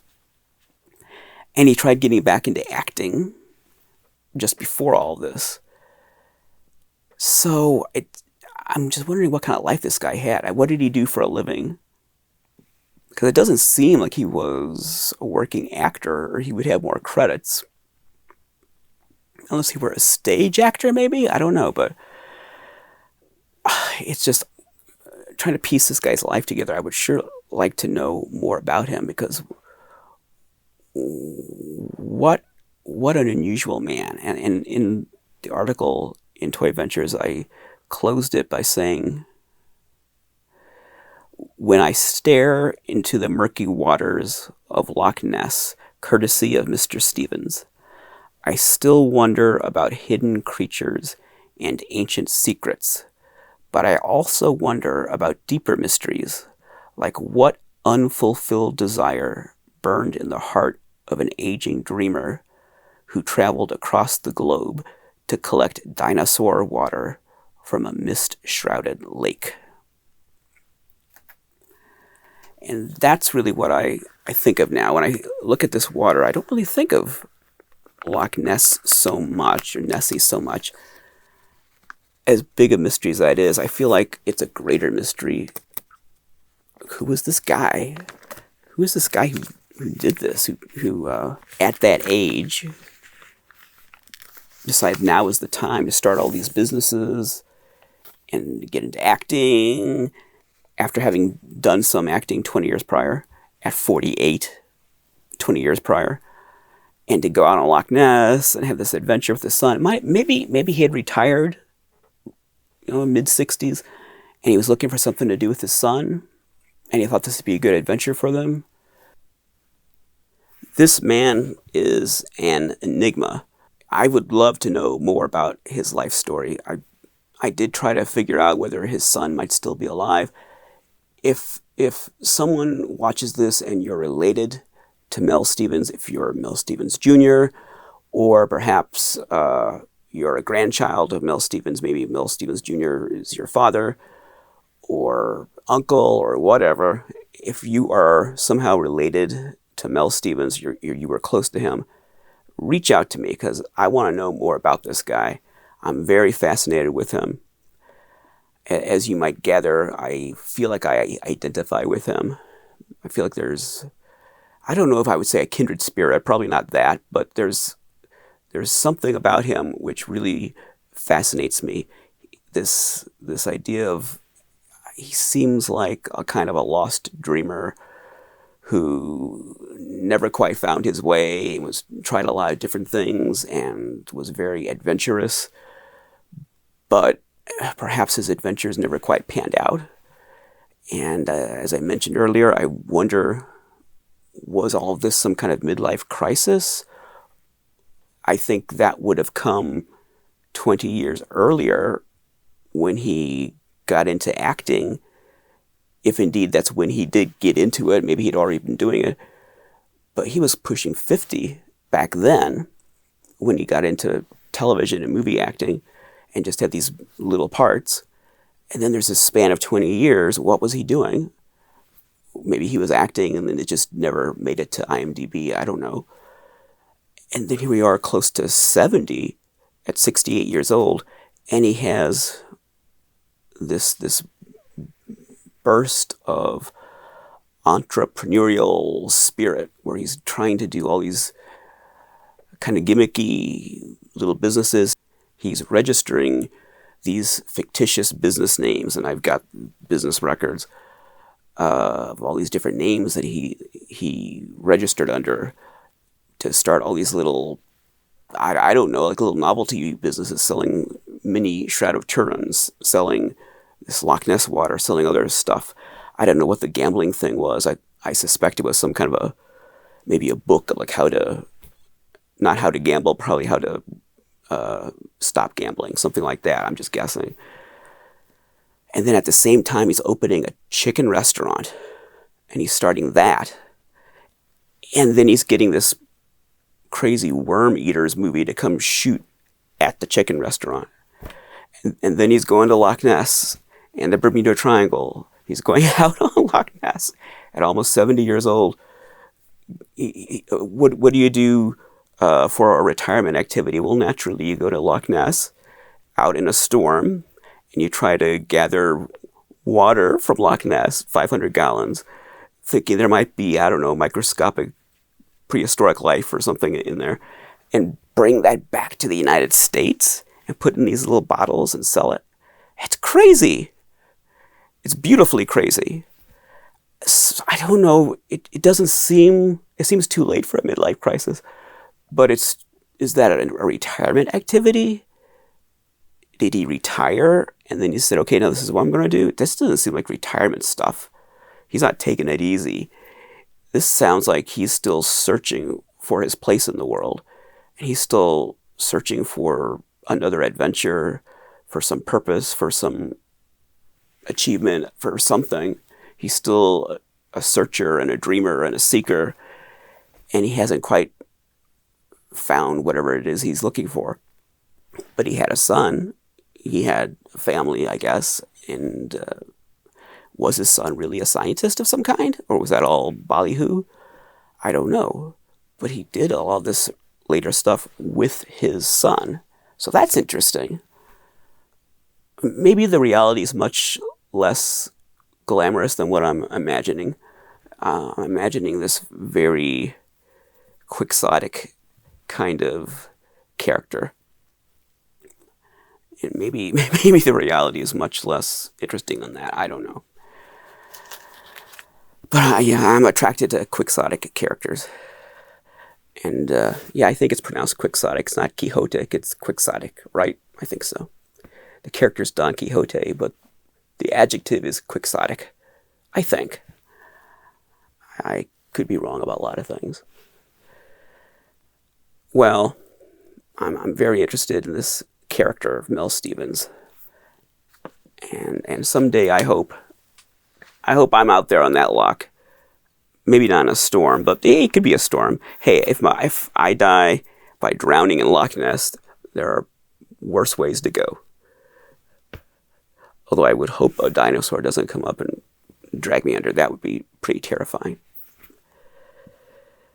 But maybe I'll make it there someday if Loch Ness is still around, if they don't pave it over and drain it and turn it into some kind of hydroelectric power plant with shopping centers along the shore, big parking lots, and all of that was on the table a few years ago. They were going to do all kinds of commercial development in Loch Ness, and I think all of that got squashed, I hope.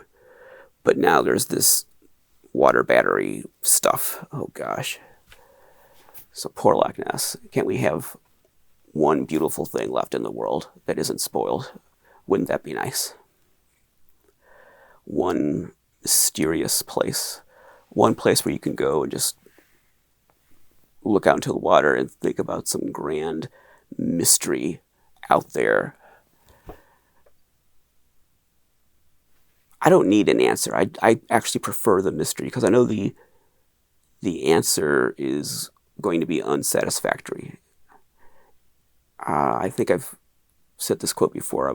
There was a making of Blade Runner documentary I watched years ago where they were talking about the ending is Deckard a replicant or is he a human?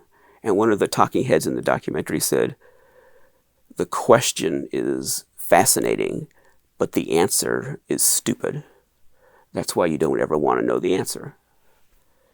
Same as the end of the thing. Like, who's the thing? Well, I don't want to know. The question is a wonderful mystery. The answer is banal.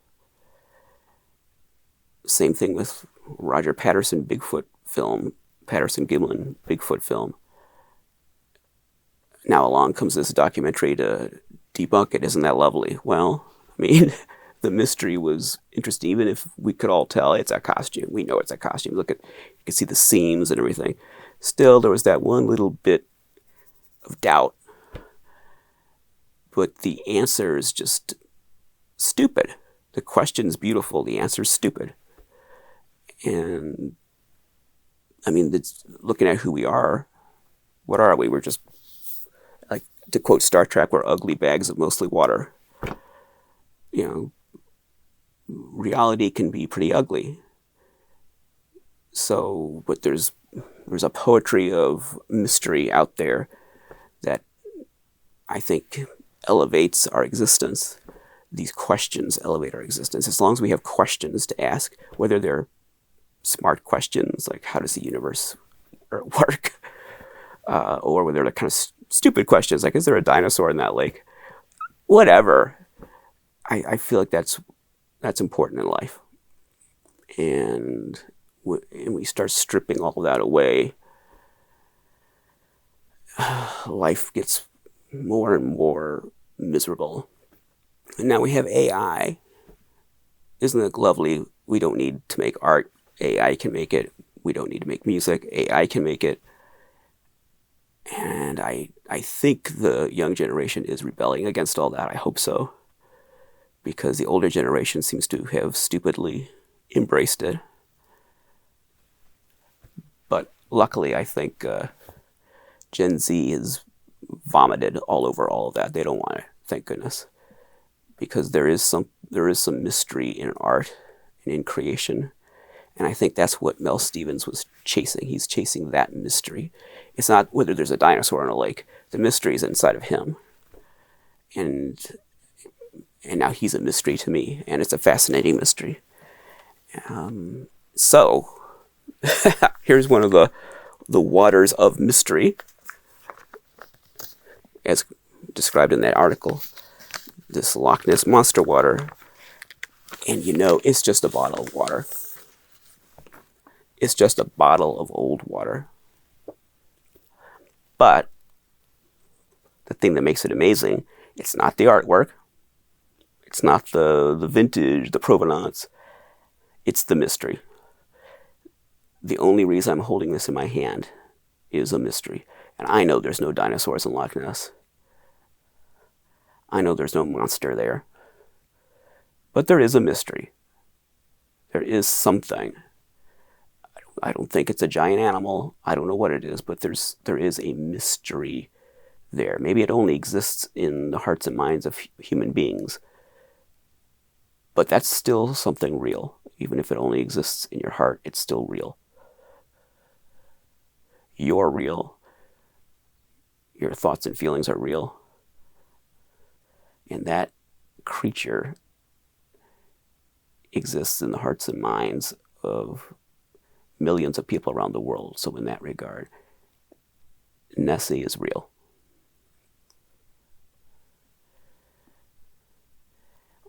What an amazing piece. I'm really fascinated by this piece in my collection. I'm so glad that I got it. It's sad that the water's evaporating. It's kind of fitting. It's kind of fitting that it doesn't last. That no matter what I do, this is going to go away someday. This water, like sands in an hourglass, running out. Like Ivan the Terrible, watching his life run out in the hourglass. This water will eventually evaporate, and it'll be gone. It's kind of fitting. I have taken this out. I'm afraid to even tip it, really, to show you like the top, because I don't want that cork getting wet. You can see that the cork, it looks dry on top, but it's brown on the bottom. So I don't really want to tip this over very much. And I don't want to take the bottle out, because I would have to tip the bottle, tip the box over to open it. There is a very rough one on eBay. I think it's about $500. I don't want to spend $500, but the package is all torn up. If it were $100, I'd buy it. I'd buy that rough one. And no, I wouldn't open these and pour it out. First of all, it would probably destroy the corks trying to do that. I wouldn't do that, but it would be nice to have another one, just because. And then maybe the other one I could treat a little more roughly and handle it with a little less care, and thus be able to look at it a little more closely and enjoy it a little more. Whereas this one, I really have to treat it with kid gloves all the time and be very careful with it. It's in beautiful condition. And that artwork is just, look at that. I mean, it's very simple artwork, but it's great. Look at that. Let's turn it around. There's that logo, 7 Wonders of the World. And of course, being Egyptian, I like anything that has to do with pyramids. I might read that in a second. That's a little legend of what's going on there. And that is a certificate of authenticity that talks about when this thing was gathered, when this water was gathered from Loch Ness. Let me see if I can. I got my reading glasses here. Is that going to be good enough? A reality or a legend. The story goes back 1,400 years when St. Columba, is that his name, St. Columba? St. Columba, a missionary from Ireland, drove the monster back into the loch when it attacked a peasant on the shore. The ages have been filled with stories of sightings of this huge dragon-like creature in Loch Ness, located in northern Scotland. In recent years, numerous pictures have been taken, and as late as 1976, was the beastie seen and photographed. As late as 1976, the beastie was seen and photographed. And remember, this is from 1977. So we got the whole bicentennial thing happening around this time, which, we're going into the 250th anniversary of the country. There's a lot of things I could say about that, our celebration of the 250th anniversary, but I won't say any of that. I was around for the bicentennial, the 200th anniversary. I remember it well. I still have some bicentennial stuff just right over there from my childhood, and it was a fun time. I'm glad I lived through that, because it's not going to be like that this time. It could have been, should have been, but it's not going to be like that this time, and that's too bad. Another reason for those of a certain age to be glad that we grew up when we did, and that we got to experience the things we did. I'm not going to read the rest of this. Here's a good part. Peer into the waters of Loch Ness if you dare, and perhaps you will see and become a believer, for in this jug may be the mysteries of 1,000,000 years. These are the waters that spawned the Loch Ness Monster. And it goes on from there. There's more. Oh, this is a good part.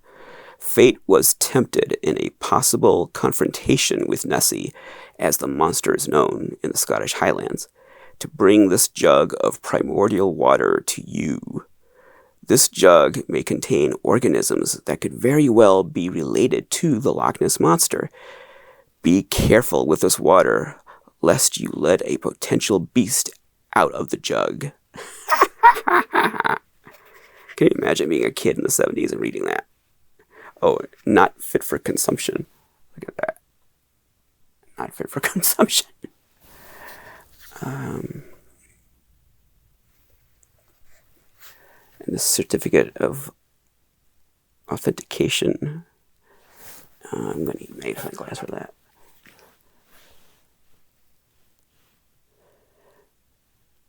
This document certifies that this water was obtained from Loch Ness, Scotland. C&H North Highland Charters.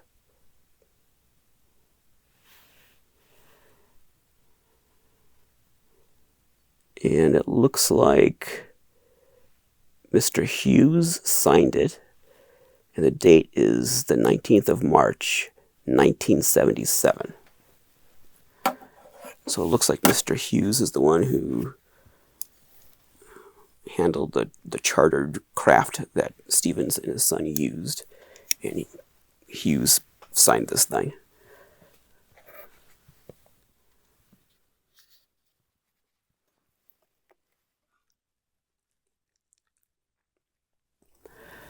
That's about as much as I want to tip it over.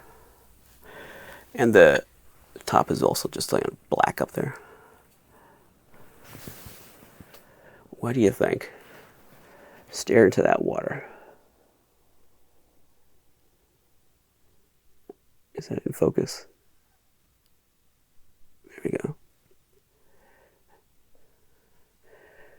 Do you see the secrets of Loch Ness in there?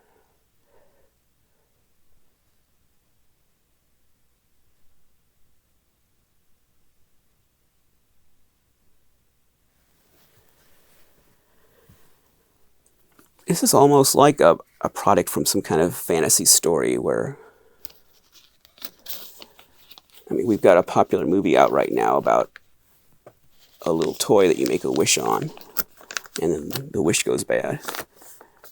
And I grew up with all kinds of comic book stories and short stories about weird toys and novelties that were supernatural. They had some kind of Twilight Zone supernatural quality to them. And this is almost like a real life cursed object like that. It's monster water from the home of a monster. And I can imagine the Devil's Triangle water even more so, perhaps. There was a time when I wouldn't have wanted that in the house. I'm talking long ago, not 5 years ago. I'm talking about 30 years ago, maybe, where that would have spooked me. Having Devil's Triangle water. Of course, and I think I already said that once this evening, but if I haven't, I'll check that box now. Of course, I thought the Devil's Triangle was going to be a big problem in the future. I thought, as a kid, why is no one doing anything about the Devil's Triangle? I mean, this is a big deal. I'm kind of, my gaze is divided because I've got a camera here and I've got something else there, so I'm looking back and forth. But as a kid, I was always worried about the Devil's Triangle, and even a young adult, I think. And I thought, my gosh, why is no one doing anything about this? This is a big deal. This is a problem. Oh boy.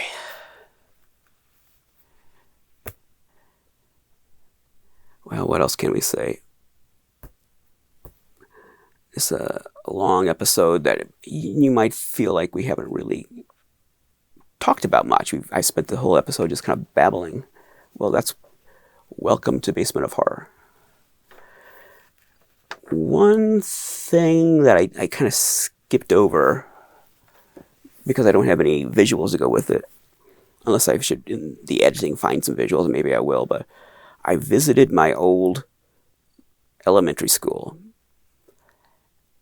and my hope was that I could go to the library that I've been talking about and shoot this in the library. I thought I would be sitting in that library with that nook I've been telling you about, where these magazines were. I thought I would maybe have the magazine rack there with these things on it, and I would be doing the show from that school library. Well, that wasn't going to happen, because first of all, the library doesn't exist anymore. Even the rooms, well, the room where it used to be is now 2 rooms, and the building has been so remodeled, you can't even recognize that part of the building anymore. So it's not even, I couldn't even say, here's the room where it used to be. It's the structure is so different now. So that's gone. The current library is much more modern, of course. It's bigger. Yeah, it looks like a modern library. It actually looks like a public library, even though it's in an elementary school. It looks like a public library. Like the public could just go in there and check out a book. It's a big, modern-looking library now. It's not the quaint little, cute little kiddie library that I remember. So I couldn't do that. I couldn't shoot anything in there for this episode. But it was interesting going back to my elementary school. I had been there maybe 25 years ago or so for some kind of an event, so I saw the inside of it then. But that was the only time since childhood that I'd been in the building, and I hadn't been in there for about 25 years. And it's very different. It underwent a lot of remodeling. I think 5 or 10 years ago, it underwent a lot of remodeling, and it changed the look of the building inside and out. But I was still able to visit some of my old classrooms, and there were still things that I recognized. Like one classroom I walked in, and I saw a faucet right next to the door, and that brought me back immediately, even though it wasn't the same fixture from my childhood. It had been replaced. The faucet was the same basic style. It was in the same spot with the teacher's desk right over there, and then the children's desk, and the layout was all very similar to what it was when I was a kid. But as soon as I walked in, I saw that faucet. I said, "Okay, I remember this room." Because once, as a kid, I came in the morning to that class. It was in the winter, and there was an icicle hanging out of the tap. You couldn't run any water. It was frozen, and there was an icicle hanging out. And I thought, well, we can't use the faucet with that. Obviously, I need to get rid of that icicle, so I whacked it off. And the icicle fell down, but you still couldn't use the faucet. It was still frozen. And then a little later, I was sitting at my desk. It was at the beginning of the day, waiting for the day to start. And the teacher looked at the faucet and said, "What happened to the icicle? Who did that?" He was furious. "Who knocked the icicle off?" And I said, I did. And he said, "Why?" Because it was blocking up the faucet, and he was furious. Why would he be furious about that? And he said, "Do you know that someone from the newspaper is coming here to take a picture of it? They're driving 3 miles to come here and take a picture of that faucet. 3 miles. I guess they're crawling on their hands and knees 3 miles. But at the time, as a kid, I thought 3 miles was like 300 miles. And the photographer from the local paper came, and the teacher said, "I'm sorry, someone knocked the icicle off." And so he said, "Oh, that's okay." And he took a picture of some of the kids smiling, whatever, just to do something, so it wasn't a total loss, and he left. So that was, I was going to say it's an unpleasant memory. I don't know what to make of that memory. It's not a positive memory, but I could go on a whole tangent. That teacher, and I was just touring this building with the current principal of the school, and I told him the story. And I told him that teacher did things that would send him to jail now. I mean, he smacked kids, he beat kids, he threw them, literally picked them up and threw them across the room. And that was the time I grew up in. So there were a lot of good things. I said earlier, I'm glad I grew up when I did, but there were bad things too. There were good things and there were bad things. And that's some of the bad things about growing up in that time. So that, it's interesting. I don't know if, do good memories or bad memories connect you with the past more vividly? I think both. Sometimes a good memory will connect me with the past, but a bad memory will really just pull you right back to that moment. And I was touring the building, and I was sort of connecting with many of these rooms, and I kind of remember that, I kind of remember that. But when I saw that faucet, boom, I was like, oh yeah, I remember that. I remember that. And again, it's not the same fixture that was there, but it's in the same place. Outside that school, the playground has changed a lot, but I could still recognize certain portions of it. And I was walking with the principal, telling him what it used to look like.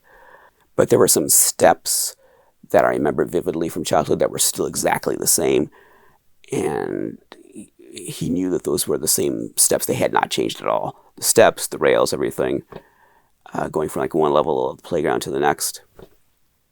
So there were some things that were exactly the same and other things that were very different. But one thing that's germane to this discussion, there was a manhole. I don't know what you call the manholes. They have like they're raised and they have a cement square and the manhole's on that. But then underneath there's the slot, like where Pennywise would be. But they're not on the side of a street. They're like, this was in almost like a field. This was in the ball fields. So I guess it's just a manhole. I don't know what else to call it. But there was a drain ramp, a cement ramp that went from the top level of the playground to the bottom level. And there was two playgrounds. Like older kids were on the bottom level, younger kids were on the top. So I got to, over the course of the time in that school, play on both of those. But there was a ramp, a drainage ramp, a cement drainage ramp going from the top level to the bottom. And then there was the manhole at the bottom. And then a field, like a ball field. And this is a grassy hill. And the kids always fantasized that there was a Loch Ness Monster type creature in the sewer. And that we could see it if we looked like from the top of that ramp down into the manhole, down to the opening. We weren't looking for Pennywise. He didn't exist yet. Stephen King had not written that yet. No, we were imagining some kind of Loch Ness Monster in there. Some kind of plesiosaur or something in there. And then we would pretend like we were falling down that ramp. Help, help, help. And we try to save one another, like pull them back up. And then we'd stick our bodies halfway into that sewer and be hanging into it, like with our legs hanging inside of it, saying, the monster's getting me, it's getting me. And our friends would have to like pull us out and rescue us. I don't know if any of the kids actually went into the sewer. I don't recall that. I know I didn't, but I did certainly stick myself almost neck deep into it. And oh no, the monster, the monster. But I had like a dream world, a fantasy world about this subterranean world, that sewer led to some subterranean world, and there would be a monster in there. Unfortunately, that manhole's gone. There's another manhole in another part of the field, so you can see where the sewer system was under the ground and how they redirected it, kind of. But that ramp, that drainage, whatever you call it, the cement ramp and the manhole at the bottom, that's gone. That's gone. And I was sad that was gone because that had a lot of memories for me. So the library was gone. The sewer was gone. The manhole was gone. You can't go home again. But it was still interesting to walk around that school.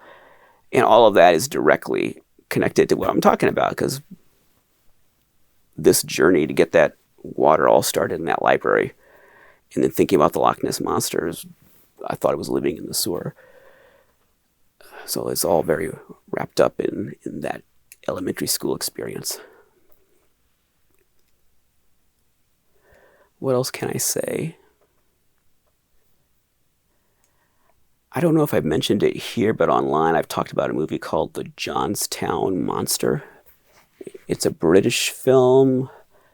It might be an Irish film. I'm not sure. But it was shown on the CBS Children's Film Festival, which was a Saturday afternoon. What would you call it? It was on Saturday afternoons on CBS, and it showed condensed versions of films from around the world, all dubbed into English. And most of these were like kiddie films, but there were a couple of monster-related ones. One was the Johnstown Monster. And these films were edited to fit into an hour time slot. And this was about a Loch Ness monster type creature that lived in a lake in this town in the United Kingdom. I don't think it was Scotland. I could be wrong. I think it was Ireland, but I'm not sure. And these kids make a fake monster to try to drum up tourism because the economy's bad and their parents are losing their jobs, and they think they'll help by making up a monster legend with this fake monster, and it works. It brings tourists, but then a real monster, the real monster of the lake that inspired the legend, shows up. So my memory of it as a little kid is that it was a fun little movie, but it was like a lost film for decades, and people online talked about it. No one could find a copy of it, and then finally a 16 millimeter print turned up, but the person who owned it didn't at that time put it online. They scanned it and they made some private copies available, but you couldn't watch it. Now, just this week, in preparing for this episode, I discovered that it is finally online. It's on YouTube, at least as of yesterday when I checked. It's on YouTube. I haven't watched it yet. After this, I'll watch it. I think this week I'll watch it. It's only 45 minutes long, so it's probably the CBS Children's Film Festival edit, and not the original edit. I'm assuming. I could be wrong. But it will be fun to watch that again and see how it compares to my memory. And yeah, I don't know. It's just nice to have something like that surfaces after all this time. There was another movie called The Giant Eel on the CBS Children's Film Festival, which I think it was a Czechoslovakian movie, and its Czech title is something I can't pronounce, but apparently it's a classic in Eastern European cinema. But the version we got in the United States was edited down, turned it into a sort of kiddie monster movie, but that's not what it's really a coming of age film. And I have watched that in its complete version. And it's definitely, when you see the whole thing, it's not a monster movie. It's a slice of life coming of age film that has a kind of a monster, quasi-monster subplot. But in the TV version I saw as a kid, that was edited out and it was just the monster stuff. And the monster is just a big eel. It's not really fantastical. It's a monster to the kids and their perception. But through adult eyes, it's just a large eel. But that's also a magical film and a good film, and apparently very highly regarded among fans of East European cinema. But I've already seen that. That's available. They actually showed that on TV in Europe, but in the United States, it's never had a home video release. Oh, well. I mentioned those because I think I mentioned, not that, where's the magazine? I brought them up in this article, so I thought just to be thorough, I'd mention those movies. I think we're done. What else can we talk about? I mean, I was going to say we're not going to see each other for a few months, but we are going to see each other Monday night, June 22nd, 7 o'clock Central Time. We will have our annual live stream. And I know other YouTubers live stream all the time, every week, more than once a week. That, it's I guess that's supposed to be a good practice. I don't know. I live stream once a year, and that's enough. I don't really want to live stream every week. It's stressful to live stream. And, I don't know that I'm particularly good at it. I'm not slick about it. I don't have a nice looking screen with logos or stuff. Some people are very slick about the way they live stream. I just go live. I just get on YouTube and click go live, and there I am. It's very simple. It's very, very amateurish, unfortunately. But so I'm not exactly selling this, am I? I'm not psyching you up to experience this. Well, if you want to take part, it's Monday, June 22nd, 7 o'clock Central Time. So that's 8 o'clock Eastern Time and 5 o'clock Pacific. And I'll be sitting here unless something goes wrong, in which case I'll post a message telling you that. But unless something happens, I will be sitting here at that time and saying hello, and you can chat. I'm not going to take calls. There won't be audio, but you can chat in the box. You know what I'm talking about. You can type your comments, and I'll be watching it, and I'll probably be way behind. Maybe 20 minutes after you type it, I'll finally get to it, because that's what happens. I get way behind. Which is another reason I only do it once a year. But you can type your comments, ask questions, make observations, whatever you want to do, and we'll have a little talk. And then you probably won't see me again until October. I might go to Mask Fest or Horror Hound in Cincinnati. Is it in Cincinnati? It's in Ohio, wherever it is. I might go to that, but I'm not sure. I haven't bought a ticket or anything. And I was thinking about going to the Dark Shadows anniversary convention, but it's a lot of money, I won't know anybody there except Danielle, and she's going to be at a table, so I don't know. If I don't know anyone there, I'll just be kind of wandering around by myself saying, hello. I like Dark Shadows too. I don't know. So I don't know if I'm going to go anyplace this summer or not. If I do, it would be probably Horror Hound. But I don't think I won't turn it into an episode. I don't think so. You'll see me again in October, and we'll try this again for another year, another season of Basement of Horror. I always feel like I'm forgetting something when I come to the end of these, like, oh, I didn't say this, or I didn't say that, or I want to pay my respects one more time to Heath and his family, and express my condolences to his loved ones. And I think I'll end by dedicating this episode to Heath, another dreamer who, I think the world wasn't quite what he wanted it to be.